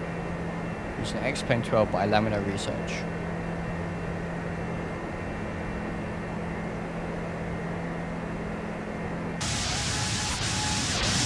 Yeah, so the clouds are quite high exposure right now. I think the script I'm using probably just needs tweaking, to be honest.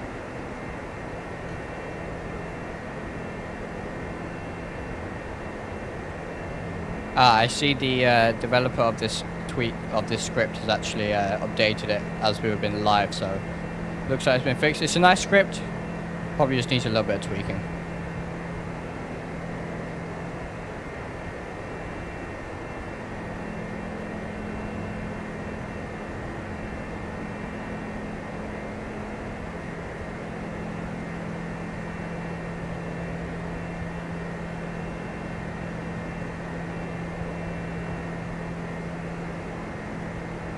So, still climbing up through flight level 312.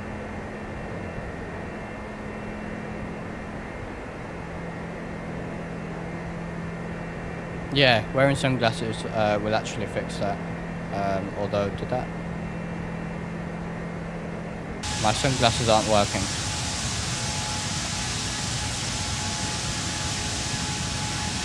Well, yeah. My sunglasses don't work. Interesting.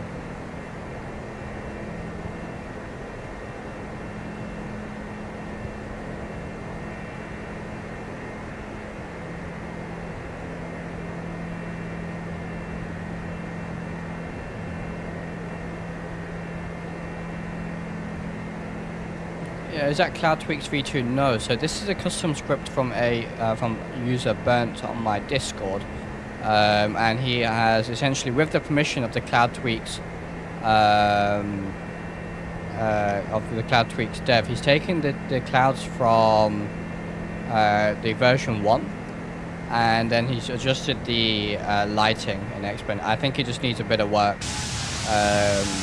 in terms of the. Why are my clouds so square? Let me just recycle the weather here a little bit.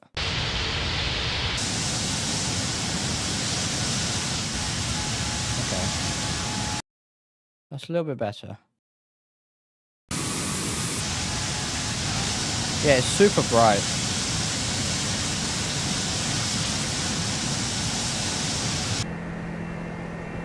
But yeah, that's just the thing with the script. It needs tweaking. But he has actually updated it while we've been live, so I'll check out the update. Oh, we need to do the full screen to fix that. Flashbang. It's bright, isn't it? It's really bright. I might just change the weather temporarily. There we are.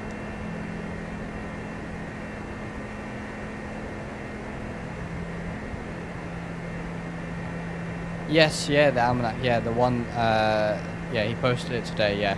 He's done a few updates, so I'll check out the latest version. But again, a big thank you to him, because it's a really nice script. Other than those, the clouds being bright, the sky colors are really nice.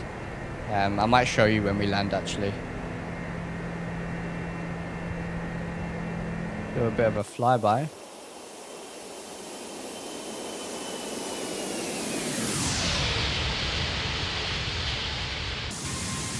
Do a slow flyby as well, why not? Look at that, what a beautiful aircraft.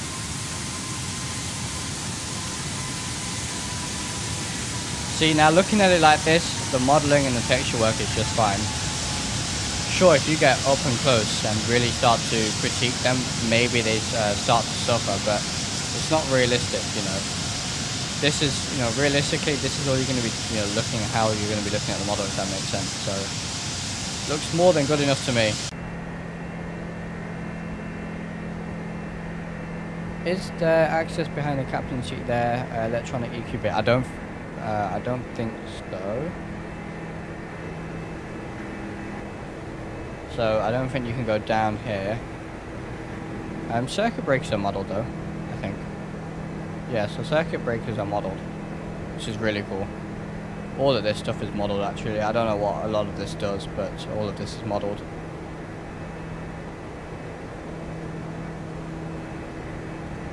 Yeah, at least it's there. Yeah, absolutely. Yeah, for sure.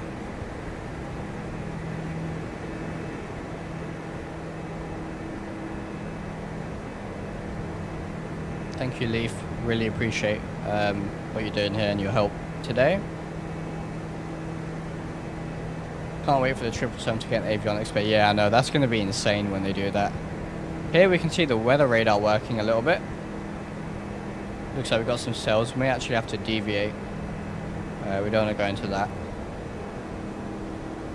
I think that's it there, isn't it? There's our cruise altitude as well. But yeah, that's my concern. I would much rather have an aircraft without an avionics bay, because an avionics bay I'm going to go down and look at maybe once or twice and never again, really. I'd rather have more FPS, and that's what I like about Toliss as well. You know, I love flight factor aircraft, but I love that Toliss put a little bit more, you know, more their time into performance rather than maybe in avionics bay, for example. Yeah, new TCAS as well. Yeah, the dream system. Although I keep finding that the aircraft here, you'll see them, they just spin randomly. Now this could be a traffic global thing. I've not tried it on VATSIM yet.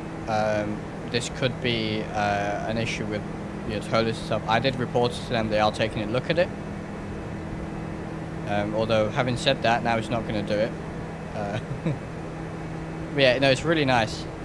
And of course, you can select the aircraft, and it comes up down here in TRAF, and you get all the information.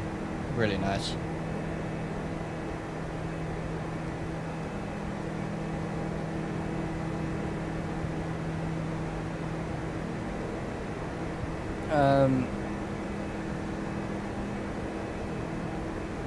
Oh, I did forget to end the poll. Yeah, we can end that now.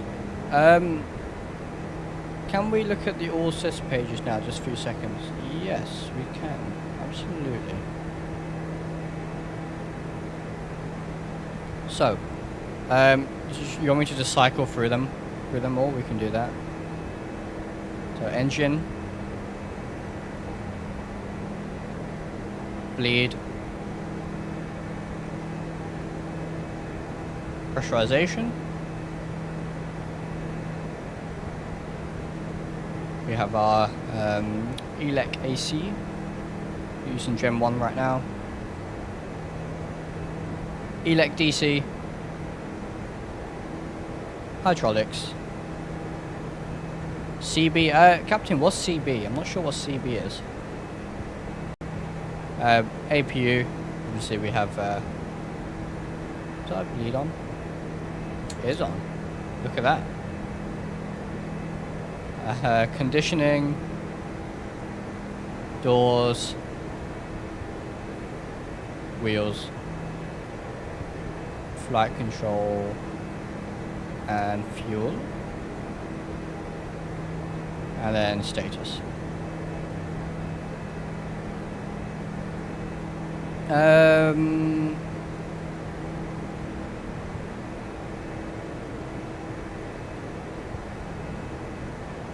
Do you know how to fix weird shadows inside of cockpit? Yes, Q8 Pilot has a great video on how to enhance the shadows inside the cockpit, so I suggest you go and look at that. Yeah, Skyler, that might work as well. Yeah, it really depends how they do it, but I'm sure they'll make it so that it doesn't affect FPS too much, because the 777 is quite, you know, performance friendly.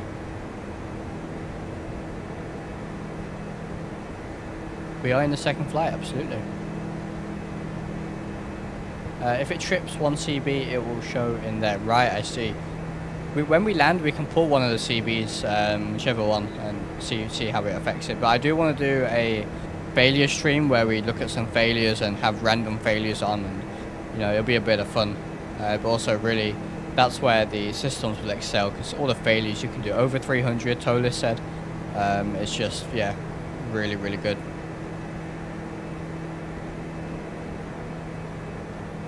I mean, is there a non-important CB that we could sort of look at without breaking the aircraft completely? Only get around 50 FPS with a flight back to A320 with a Toliss to get 60 to 80 on the air and over 100 in the ground. Yeah, the FPS on these aircraft are really good, very good. The poll was when we landed for our first flight, so we were working out what to do for our second flight. And oh, we love extending camera system when it makes us do that. I trust you can place the aircraft in direct low and do a vertical takeoff. Yeah, I'm sure we can. That actually sounds like fun, which we may do when we land. Just you know, it's for a little bit of fun. But you can do it in here as well. You can just set the flight control law to direct here. I don't think it's going to let me do it in flight, but on the ground we can, yeah, actually. Or we could do it by messing around with stuff on the overhead, of course.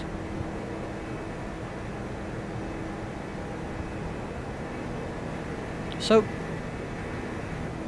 what's this panel?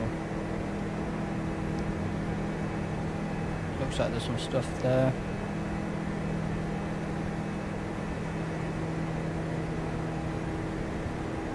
There's a switch. And it does stuff. Well, it moves at least. I don't know if it actually affects anything. It's a very random switch. Oh, bulbs. Oh, are these just like spare bulbs up there? And that'd be cool. Preferred method is overhead, yeah. Spare bulbs. Oh, wow, that's cool. I had no idea. Huh.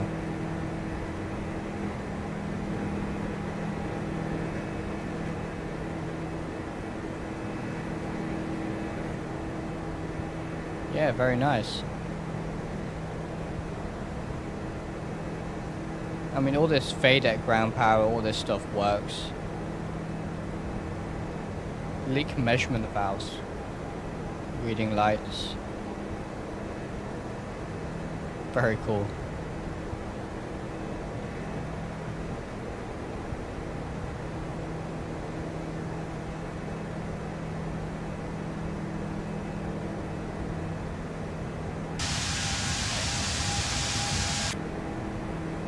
Alright, top of descent not too far off. How's the plane doing? Same as the other Toliss planes or any different? Yeah, I mean, look, if you're happy with Toliss planes that we have at the moment, then you'll be happy with this. There are some improvements for sure. Very nice aircraft, definitely. I think the performance has improved. I would also say the ISCS and some other quality of life features. You know, having the ISCS in here is really nice as well, for sure. The sounds are quite nice, actually. Once you play around with them, they are quite nice by default.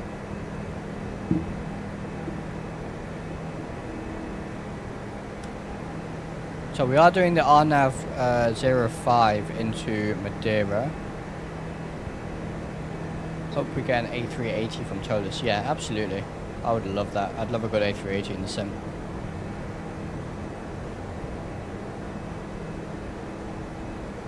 The only thing I'll put on wish list is the blinds on the windows. Yeah, it's a shame that these aren't modelled. But it's nice that at least this sort of sunshade is modelled. But it doesn't seem to help a huge amount. But yeah, that's maybe something to put on the wish list for sure. The hood's really nice though.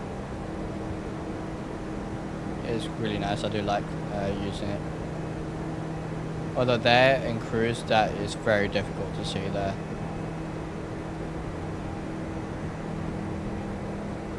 I wish there was something like in like the Zebo where it brings like a sunshade behind this to help. I don't know if the A330 has that in real life, but that might help. But to be fair, you're not going to be looking at clouds with the hood. I guess this is more for at least landing, I would say. Top left. There is top left. Oh, right. I tried all the click spot. I thought this was something, but I mean, there's that, I suppose. But yeah, I can't find the click spot for anything.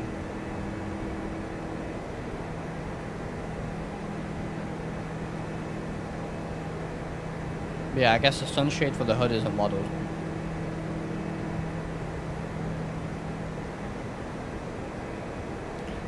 We should do our destination data and get ready for our descent here.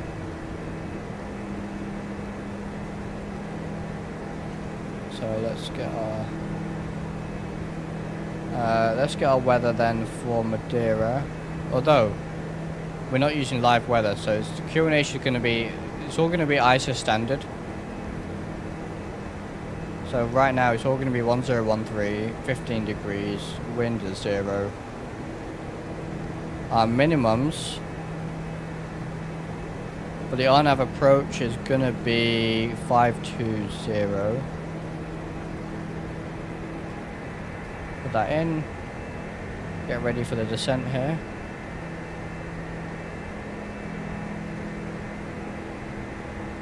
First altitude is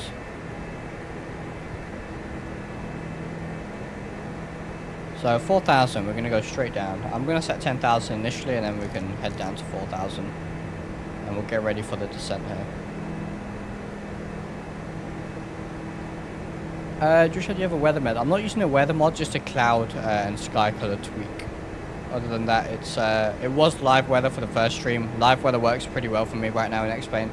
But currently, just for the purpose of the stream, we're on a weather preset. I think I saw it on Blue Streams. Really? Yeah, I can't find a click spot for anything in terms of a sunshade for the hood.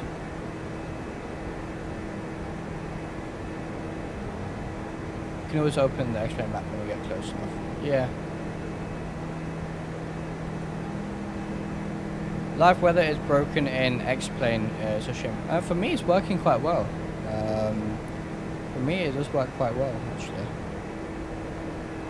But it is at times it can be quite buggy and broken. But the majority of the time, for me, it seems to be okay. Should get a TD reached. There it is. Look at that timing. And we'll go into a managed descent.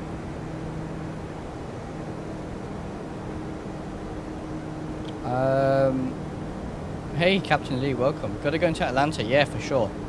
Absolutely. Oh, acknowledged by Lamina, whether it's broken. Oh, okay. I've not noticed anything. But if Lamina have acknowledged it, then yeah, I guess it's broken. X-Plane is built-in sunshade effect. I think, yeah, my sunglasses are not working at the moment though. Oh, now they are working. Interesting.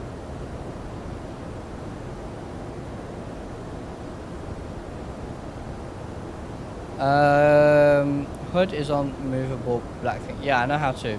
Yeah, I've got the hood down. It's just more the click spot for the sunshade for the hood, if there is one.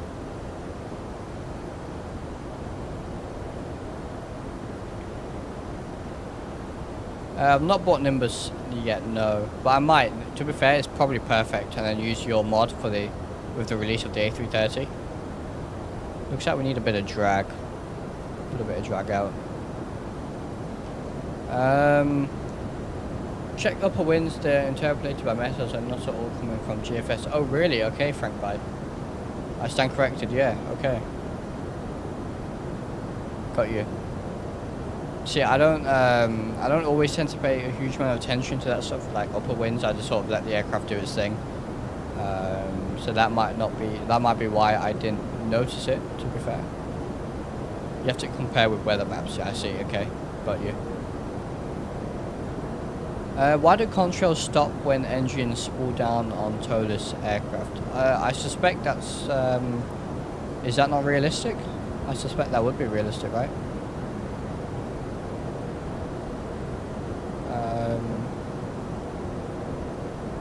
Or I could be completely wrong there, to be honest.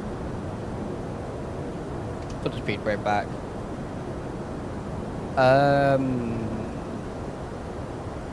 Yeah, no worries. A321 Joshi, no worries at all. Do you know what the compatibility with shared flight is like at the moment on this aircraft? I guess we haven't really had the chance to test it. But it'd be a good aircraft for shared flight, absolutely. And then we'll be getting some shared flight videos out soon, guys, as well. Captain Lee, that sounds brilliant. Yeah, I think I will. I think I will, for sure. Alright, bleeds page, let's have a look. There you are. I believe the aircraft will be $90 when it releases. The same price as all the other Toliss aircraft. Perfect. Ah, good. There we are. So, the almanac, what exactly here are you looking at? HP valve is now open. I see. Right. Yeah. Yeah, so this is a testament to Airbus systems. Sorry, Toliss systems.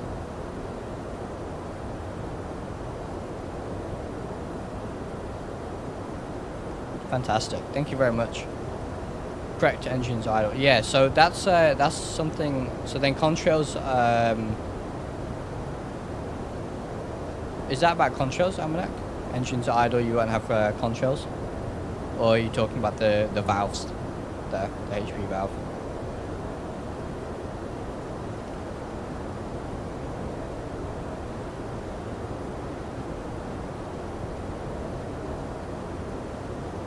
CA320 Josh. Well, yeah, I guess once it releases, we can see. Just the valve, got you. Okay, got you.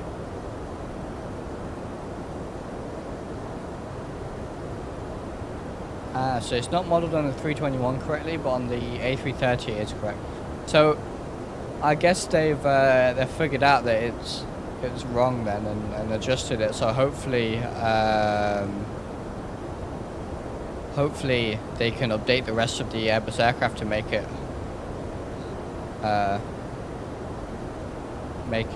more accurate.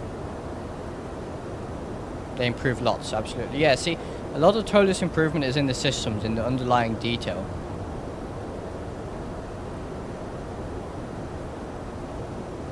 TSC 777, contrails, it's not just about temperature, from what I know. I don't know if contrails will still form when engines are idle. But contrails aren't just based on temperature. It's a very complex, ideal gas law, stuff like that. Very complex between pressures, densities, temperatures are relevant as well. Mach number will probably be relevant of the airflow. But I don't know if the only difference would be temperature, to be honest.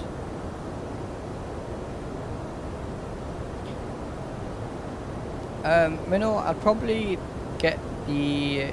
Personally, I think I'll probably get the A319 just because it looks like it's a lot of fun to fly. To be honest. But the A320 is a fantastic plane as well. The A320, 21 and 19 in terms of quality, from as far as I know, are roughly the same. So if you're talking about quality, then I would say get whichever one you prefer. The first Toliss plane I got was the A321 because of its versatility. You can do, short hops with it. You can do some long hauls with it. Especially with the XLR.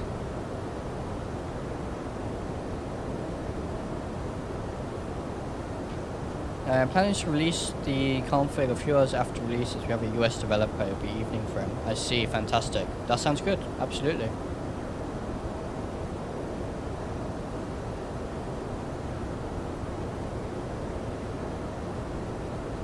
Love the A321, but I fly the 319 a lot more. Yeah, I feel like if I had the 319, I'd fly that a lot as well. I do want to get the 319 and 320 and eventually have the whole Toliss fleet at some point. Because they are definitely my most flown aircraft, next to maybe the Flight Factor 777. I just love flying these aircraft.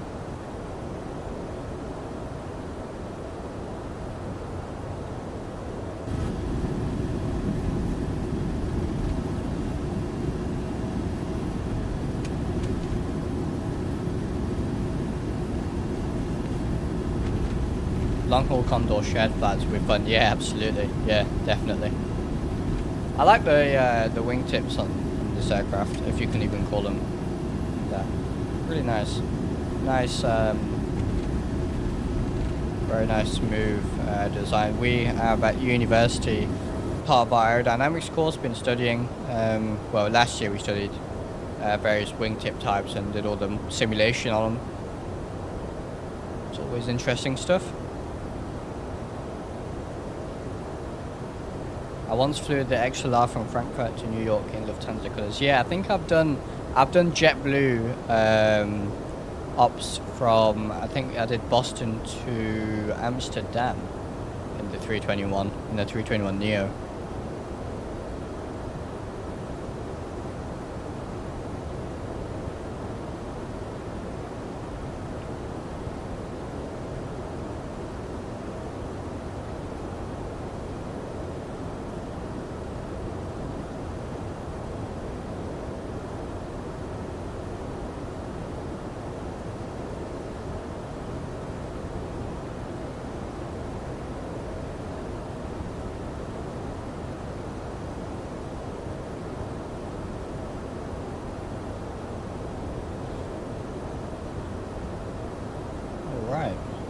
Sending through flight level 169 now. Actualizer beast. I know the what Airbus have done with the A321, the XLR is phenomenal. It really is. I mean, the range they're getting out of that thing is insane. And you know, even with the A350 1000, is it the ULR variant? That's the longest range variant, and they want to do flights from Sydney to JFK with it, and then Sydney to Heathrow as well. I mean, yeah, it's crazy the performance you get on those aircraft. Just gonna switch the weather to IFR now, as we want to do a nice non-precision approach.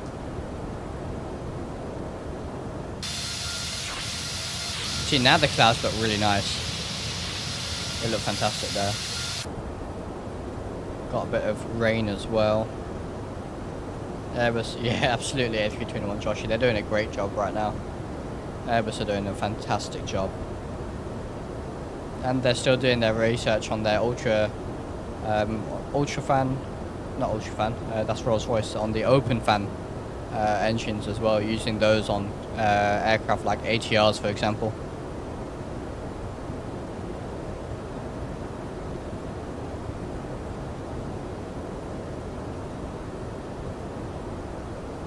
So, still descending nicely. And there should be a fun approach, RNAV into Madeira, runway 05.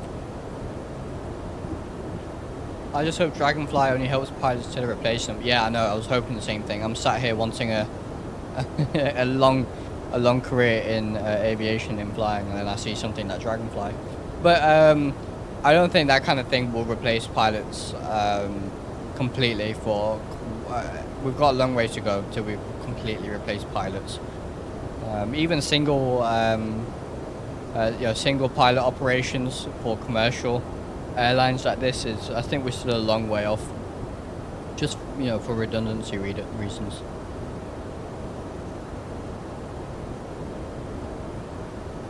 Yeah, it's not about replacing pilots, but about improving safety. Absolutely, yeah.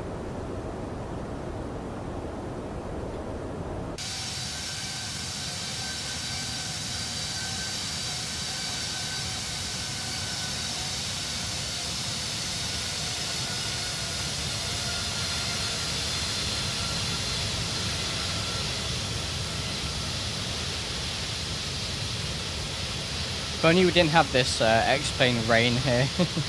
That would have been a really nice shot. But I'm looking forward to this approach and landing. Actually, it's going to be challenging but fun.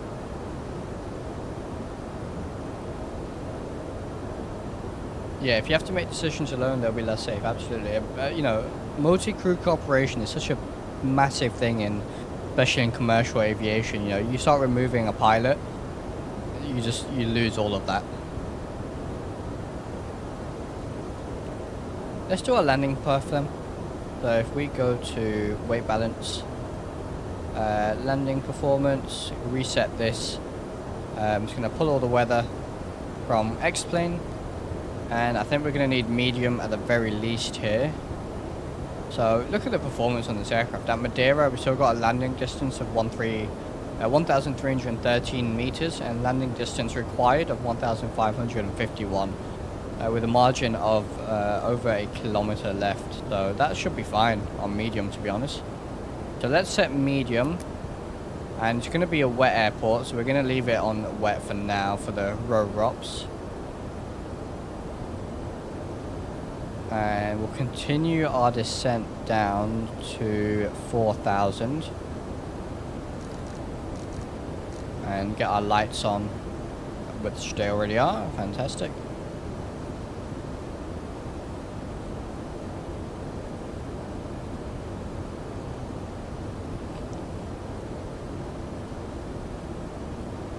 Honestly, this aircraft plus low vis and volumetric lighting at night. Yeah, absolutely. I'll show you the night lighting. It's pretty good as well. Night lighting looks nice. Yeah, see, when I tested the night lighting yesterday, the overhead panel night textures were a bit broken. I'm not sure if they fixed it yet. We'll see. But if they are broken when we test it, they are fixing that. They are aware of that as well. Got the XP12 demo. It's amazing. I think you've seen the server. Yeah, I saw. XP12 is fantastic. I love it. I really do. Do you enable perfect HUD data? No, I've got it off. I've got perfect HUD data off. I think that's a more realistic setting. So for now, I'm going to leave it off.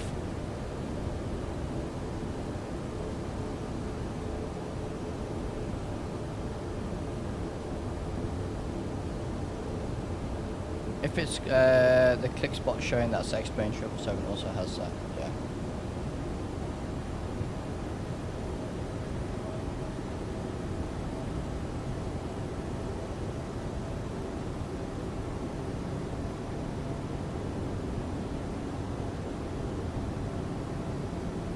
Alright, so descending down through 10,000 now. We're looking good.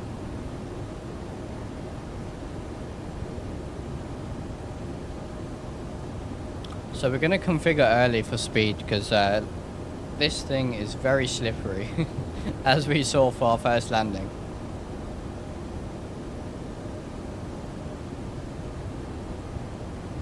We can probably go to... we'll give it a while actually before we switch to a QNH 1014 according to this.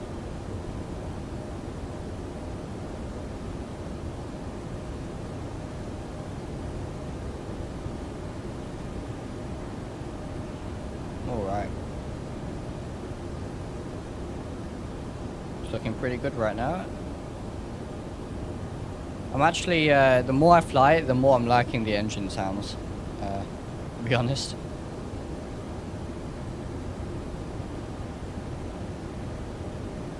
I think this may also be our longest stream yet, 3.5 hours. Also definitely had the most viewers. I think we peaked at 88. We've had about 60, 70 the whole stream. It's been absolutely fantastic. So thank you all for sticking around. Hope we can maintain numbers like these for all of our other streams.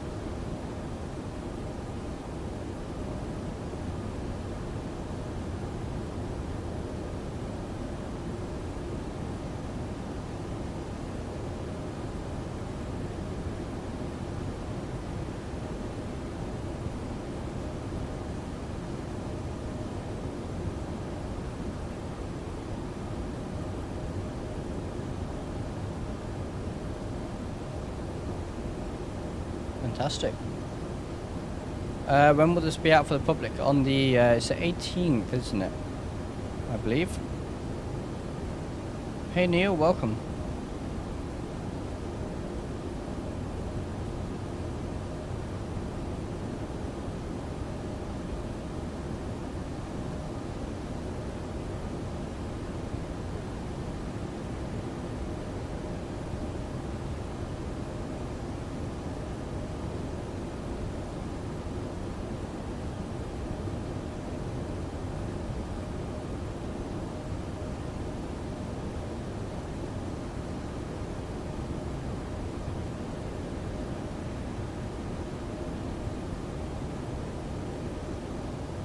Alright, descending nicely here.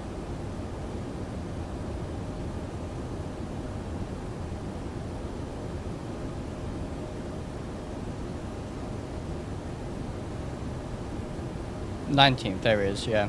0 UTC on the 19th. Some people might get it on the 18th, yeah. It depends where in the country you are, I suppose. Or where in the world you are, even. But they are, yeah, they're trying to release it so people can use it on for across the pond.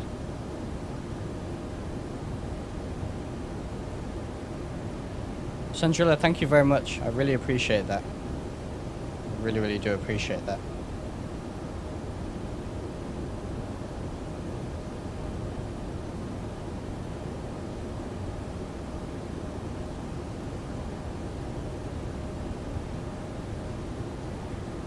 So a tip for this aircraft for the approach, we do flaps 1, 2, non-standard, flaps 3.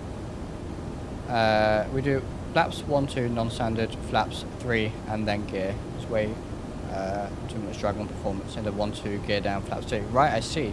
So on this, you do flaps 3 then gear down, if I understood that correctly, rather than gear down flaps 3.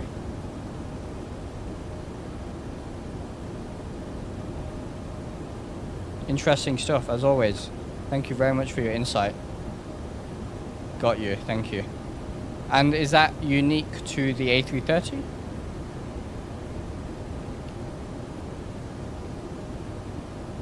Delay gate extension, got you. Downloading auto right now, Joshua. Thank you so much for your tutorial made. I'm glad it's helping. That is the purpose of those tutorials. Hopefully they are helping you guys. And we'll go to local QNH 1014. And the 340, I see. I'll keep that in mind for the 340 as well, fantastic. Almanac is indeed a real web pilot, retired. And 380, got you.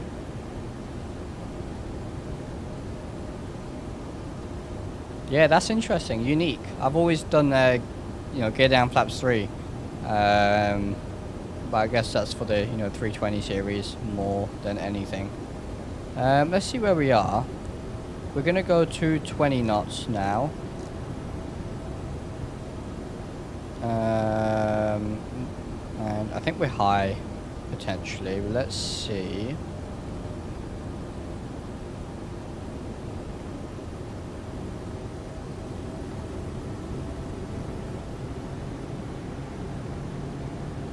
Let's see what happens here.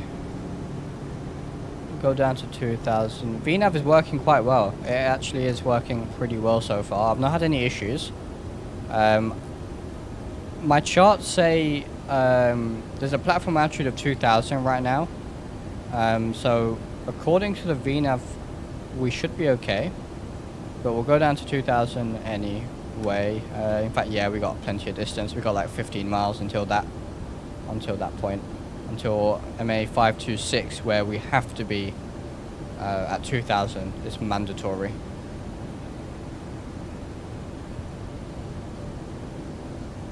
Honestly, the only hood that would probably be better than this is the 8Xs with Falconite. Yeah, I know Gulfstream have done some crazy stuff with their hoods as well, but we probably shouldn't mention Gulfstream too much. Yeah, these Toliss aircraft, you get a real appreciation for the systems. We are going to go 180 on the speed, because I'm just conscious of slowing down in time. So let's do that. And in fact, that we're idle thrust and we're still not barely slowing down. So it's a slippy aircraft.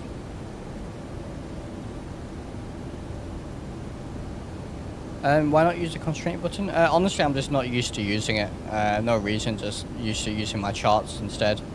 But I can turn that on. Just the HUD that shows terrain even through clouds. Yeah, that's crazy stuff. I'm going to add a bit of drag here. I feel like we're going to need it. We'll go flaps 1 shortly. As soon as we get under the green dot speed. But we're descending nicely. Maybe a tad high, but we should be fine. We'll go flaps 1. Can't see anything, so it's what we wanted, isn't it? And we'll get this thing slowed down to 180. Safe landing, yeah, hopefully. We'll have to see here. Yes, Leaf, absolutely. They never disappoint from a systems and realism perspective, absolutely. This is why I love Toliss aircraft so much.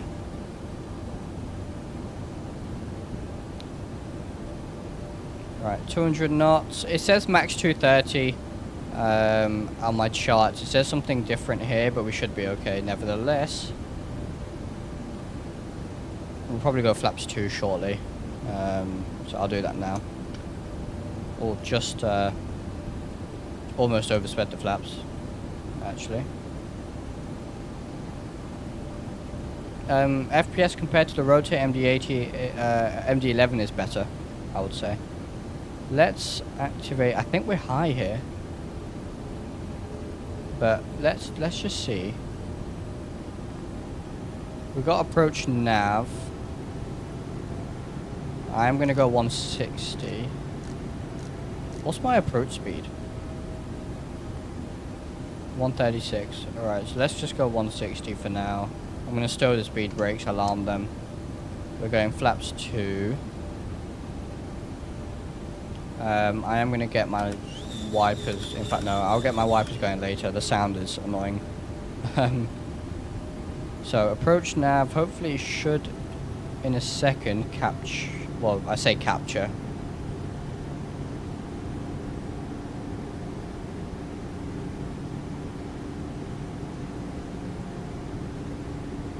There it is, final approach, there it is, VNAV, vertical deviation, lateral deviation, look at that, that was textbook, I think.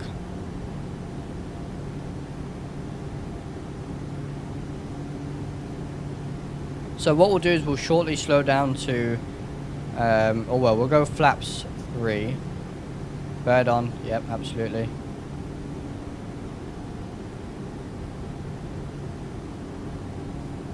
I think we should be good here.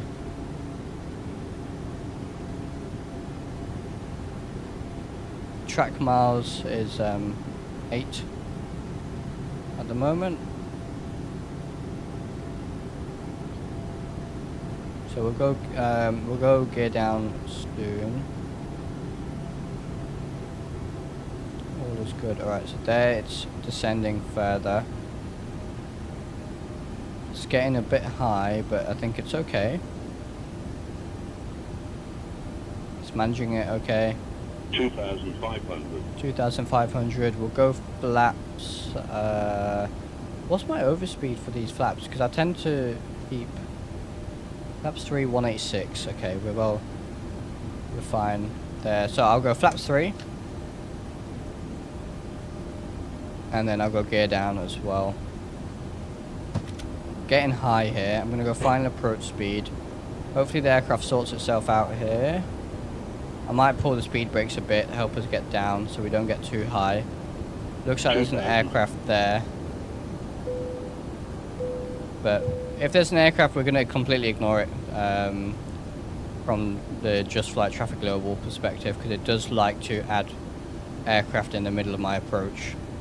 Right, that's better. Yeah, it is a slippy aircraft. You gotta keep your eye on it. We'll go flaps full shortly.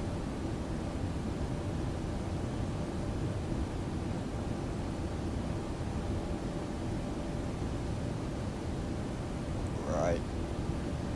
Let's go flaps full. Final approach speed. It was 136 V approach. That's what we're at now. And minimums was 616, so let's see, hopefully we get eyes on the runway in time. And lights are all on, yep, good to go here. Okay, I've got visual with the ground at the moment. 1,000. Vertical deviation, lateral deviation, all looking good. What's our go around? 5? No, it's not. It's go around is 3,000. There we are. Starting a turn. I'm gonna disable the autopilot a bit late, or well, when I get visual with the runway.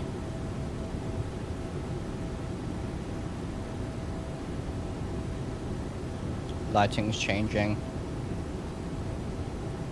We might not be visual with the runway. 100 above. 100 above. Okay, where's the runway? Oh, I think I see it. There it is. All right, just in time then. Visual with the runway. Minimum. There's minimums. We'll continue. 400. There goes the autopilot. My aircraft. All right, that was nice. That was real nice. Try not to get too low. There is an air. I told you there's going to be an aircraft on the runway. We ignore it. 40, 30, 20, retard, 10, 5. Get it down. Don't want to float it too much. Oh, what happened to my FPS there? Nose came down quite hard. FPS. No idea what's happening to my FPS at the moment.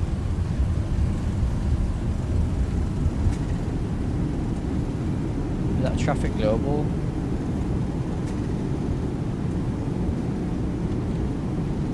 I'm gonna stow the reversers. Manual braking. Okay, now we have FPS. Okay, interesting. My FPS died a little bit there, but we're back.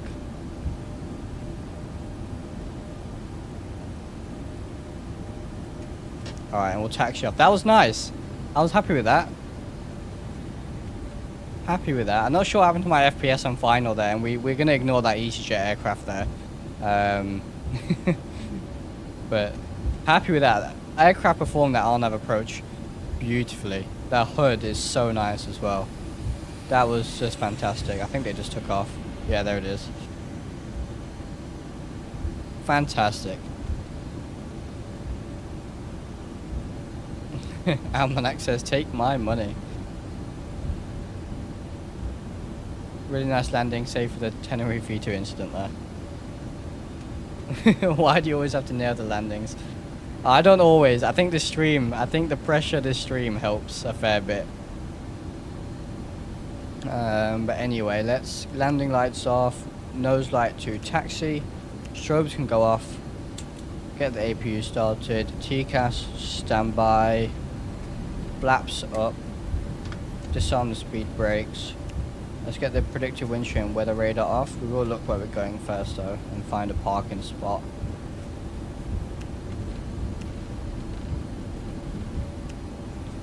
Alright, let's find a parking spot here real quick. I forgot the Almanac, I forgot the chrono as we landed for the brakes. But if we go to wheels here, you can see our brake temps there, 370, 350, 340, 360. So we'll turn the brake fan on as we enter the gate. Alright. Yeah, I want a 5 minutes or the gate, which is the case here. Yeah, I think the case here will be gate anyway. Let's just have a quick look. I think we'll just park up here somewhere for now. Yeah, they went deep with the simulation, right? I'm incredibly impressed. It's exceeded my expectations, I have to say. I'm so happy with it. APU is started, good stuff. So as we approach the gate, we'll get the lights off. Don't want to blind the ground crew. And brake fan can go on as we enter the gate. Yeah, very happy so far. I can't wait to get a TAP Air Portugal livery on this and do some proper TAP Air Portugal ops. But yeah, this is a lot of fun. You can open the window as well, by the way. Not that we would in rain, but I'm going to do it to just for the purposes of showing you guys. But yeah, this aircraft is fantastic. Toliss have done a fantastic job yet again. And we'll follow the marshal in using a freeware Madeira scenery by XP Javelin from the forums.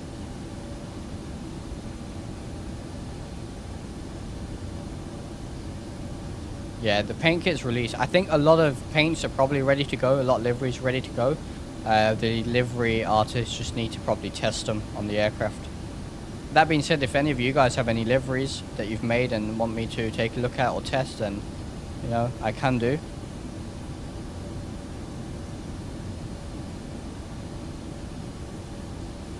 Alright, we'll stop there. I'm going to close the window.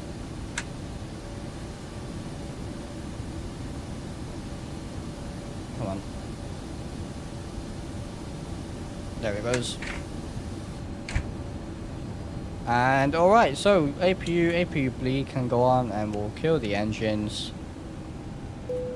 There it is.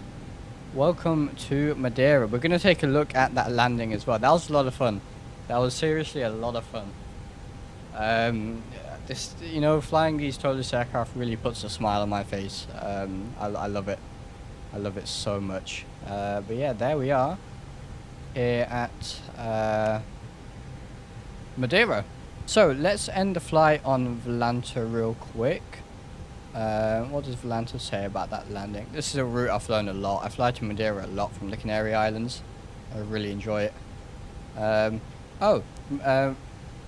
Looks like Volanta didn't even record it as a landing. So was it that good that Volanta didn't record a landing there? Interesting. But anyway, let's take a look at the replay. So, you can see there's more aircraft taxiing out there, but look at the weather here is horrible.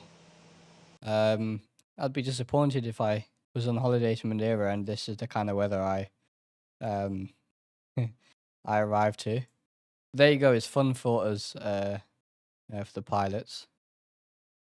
When can we buy? It's it was the 19th, right, guys? At 000 Zulu. Yeah, the stopping distance is pretty good on this aircraft as well. I mean, I know we were light there, but all right, let's take a look at this from a few different angles.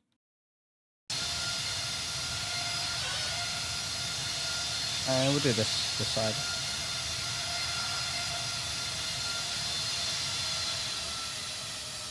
Yeah, that's what I wanted.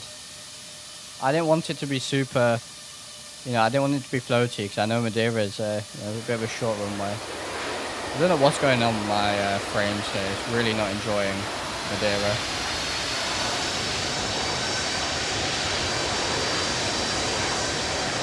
Look at this spray. That's so nice. Super cool. That landing is exactly what I wanted. Not to, especially in wet weather. You don't want it. You don't want to float it and risk skidding off the runway or anything like that. Let's take a look at a view from up here. Do a classic Madeira view. So let's do just something like that for now. When you zoom out, you can see where the models have been stitched together a little bit. But once you sort of zoom in a little bit, it goes away. But that is something to know. It doesn't bother me too much, as I said. But I thought I'd mention it. I don't think the FPS is to do with Toliss. That's just my PC's been acting up like this a little bit. I think it's just the latest version of X-Plane, and having the weather and the spray and all that is it's not happy. The landing gear on the A330 is so nice. I love it. I love how it just sits on that rear wheel as well. Oh yeah, beautiful. I think I let the nose come down quite hard. But other than that, happy. Modelling is perfect. Behaving alright, and the spray also going where it's meant to go. Fantastic. Yeah, see? Pretty good. I'm very happy with it, like I said. Shall we do a long where it sort of comes out the clouds here? Let's do that. Yeah, it was hard on the nose. I think the spray is causing FPS issues. I think because it's as soon as we land. Yeah. So that's realistic. The nose tends to come down quite hard on this aircraft. I guess you got to be aware of it and catch it. But also, I was using medium auto brake, which I know in X-Plane especially can make the nose come down a bit more. You need to hold it a little bit and bring it slowly down. Yeah, I think that's going to come with some practice. I have the same thing on the A340 when I fly that. The nose tends to come down quite harsh. Oh yeah, look at that. What a beautiful aircraft.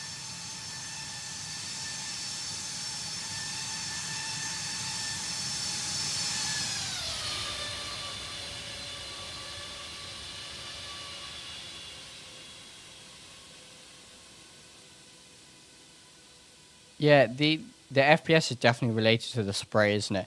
I'll do some testing and see if that's... I don't think it's Toliss related, but I will test it to be 100% sure. If I find it is related to the aircraft, I'll obviously report it to them. But I think that's just being explained there a little bit and having a bit of an issue. I mean, we have been flying for almost 4 hours, and I've been streaming at the same time, so it's a lot of load on my PC. To be honest, I won't be surprised if it's just that. But yeah, that's going to be the end of today's stream. I will be back tomorrow in the 330. If you have route suggestions, etc., do let me know. We'll probably use some of. Been sent a couple of liveries from some livery creators, so I'll probably use those rather than the default. Yeah, really happy with the aircraft so far. I think, especially for an early access build, it's looking good. And you give it. Obviously they are releasing this weekend, and there will still be more updates. But even you look 2, 3, 4 months down the line when they've had a chance, where it's been tested on by so many more people than just other than these internal testers that we are, testing the aircraft right now. But once it's open to the public, they're gonna probably there's gonna be bugs. That with these things, there always will be bugs. But Toliss will fix them quick, and I'm really looking forward to the public release of this aircraft. It's just fantastic, especially for an early access version of the aircraft. So look at that. It just looks fantastic. Yeah, really happy with it so far. And thank you to everyone who's been on the stream. A lot of you have been very, very helpful. Skylar, all the mods, Almanac, all of you guys. Really helpful. I hope you've enjoyed the stream, and I hope to see you guys as well tomorrow and for all the future streams. It's been really fantastic, so thank you all very much. So, like I said, I'll see you tomorrow, and thank you all very much for watching. If you haven't already, do like, subscribe, hit the notification bell, so you don't miss any future uploads or streams, and I will see you guys tomorrow.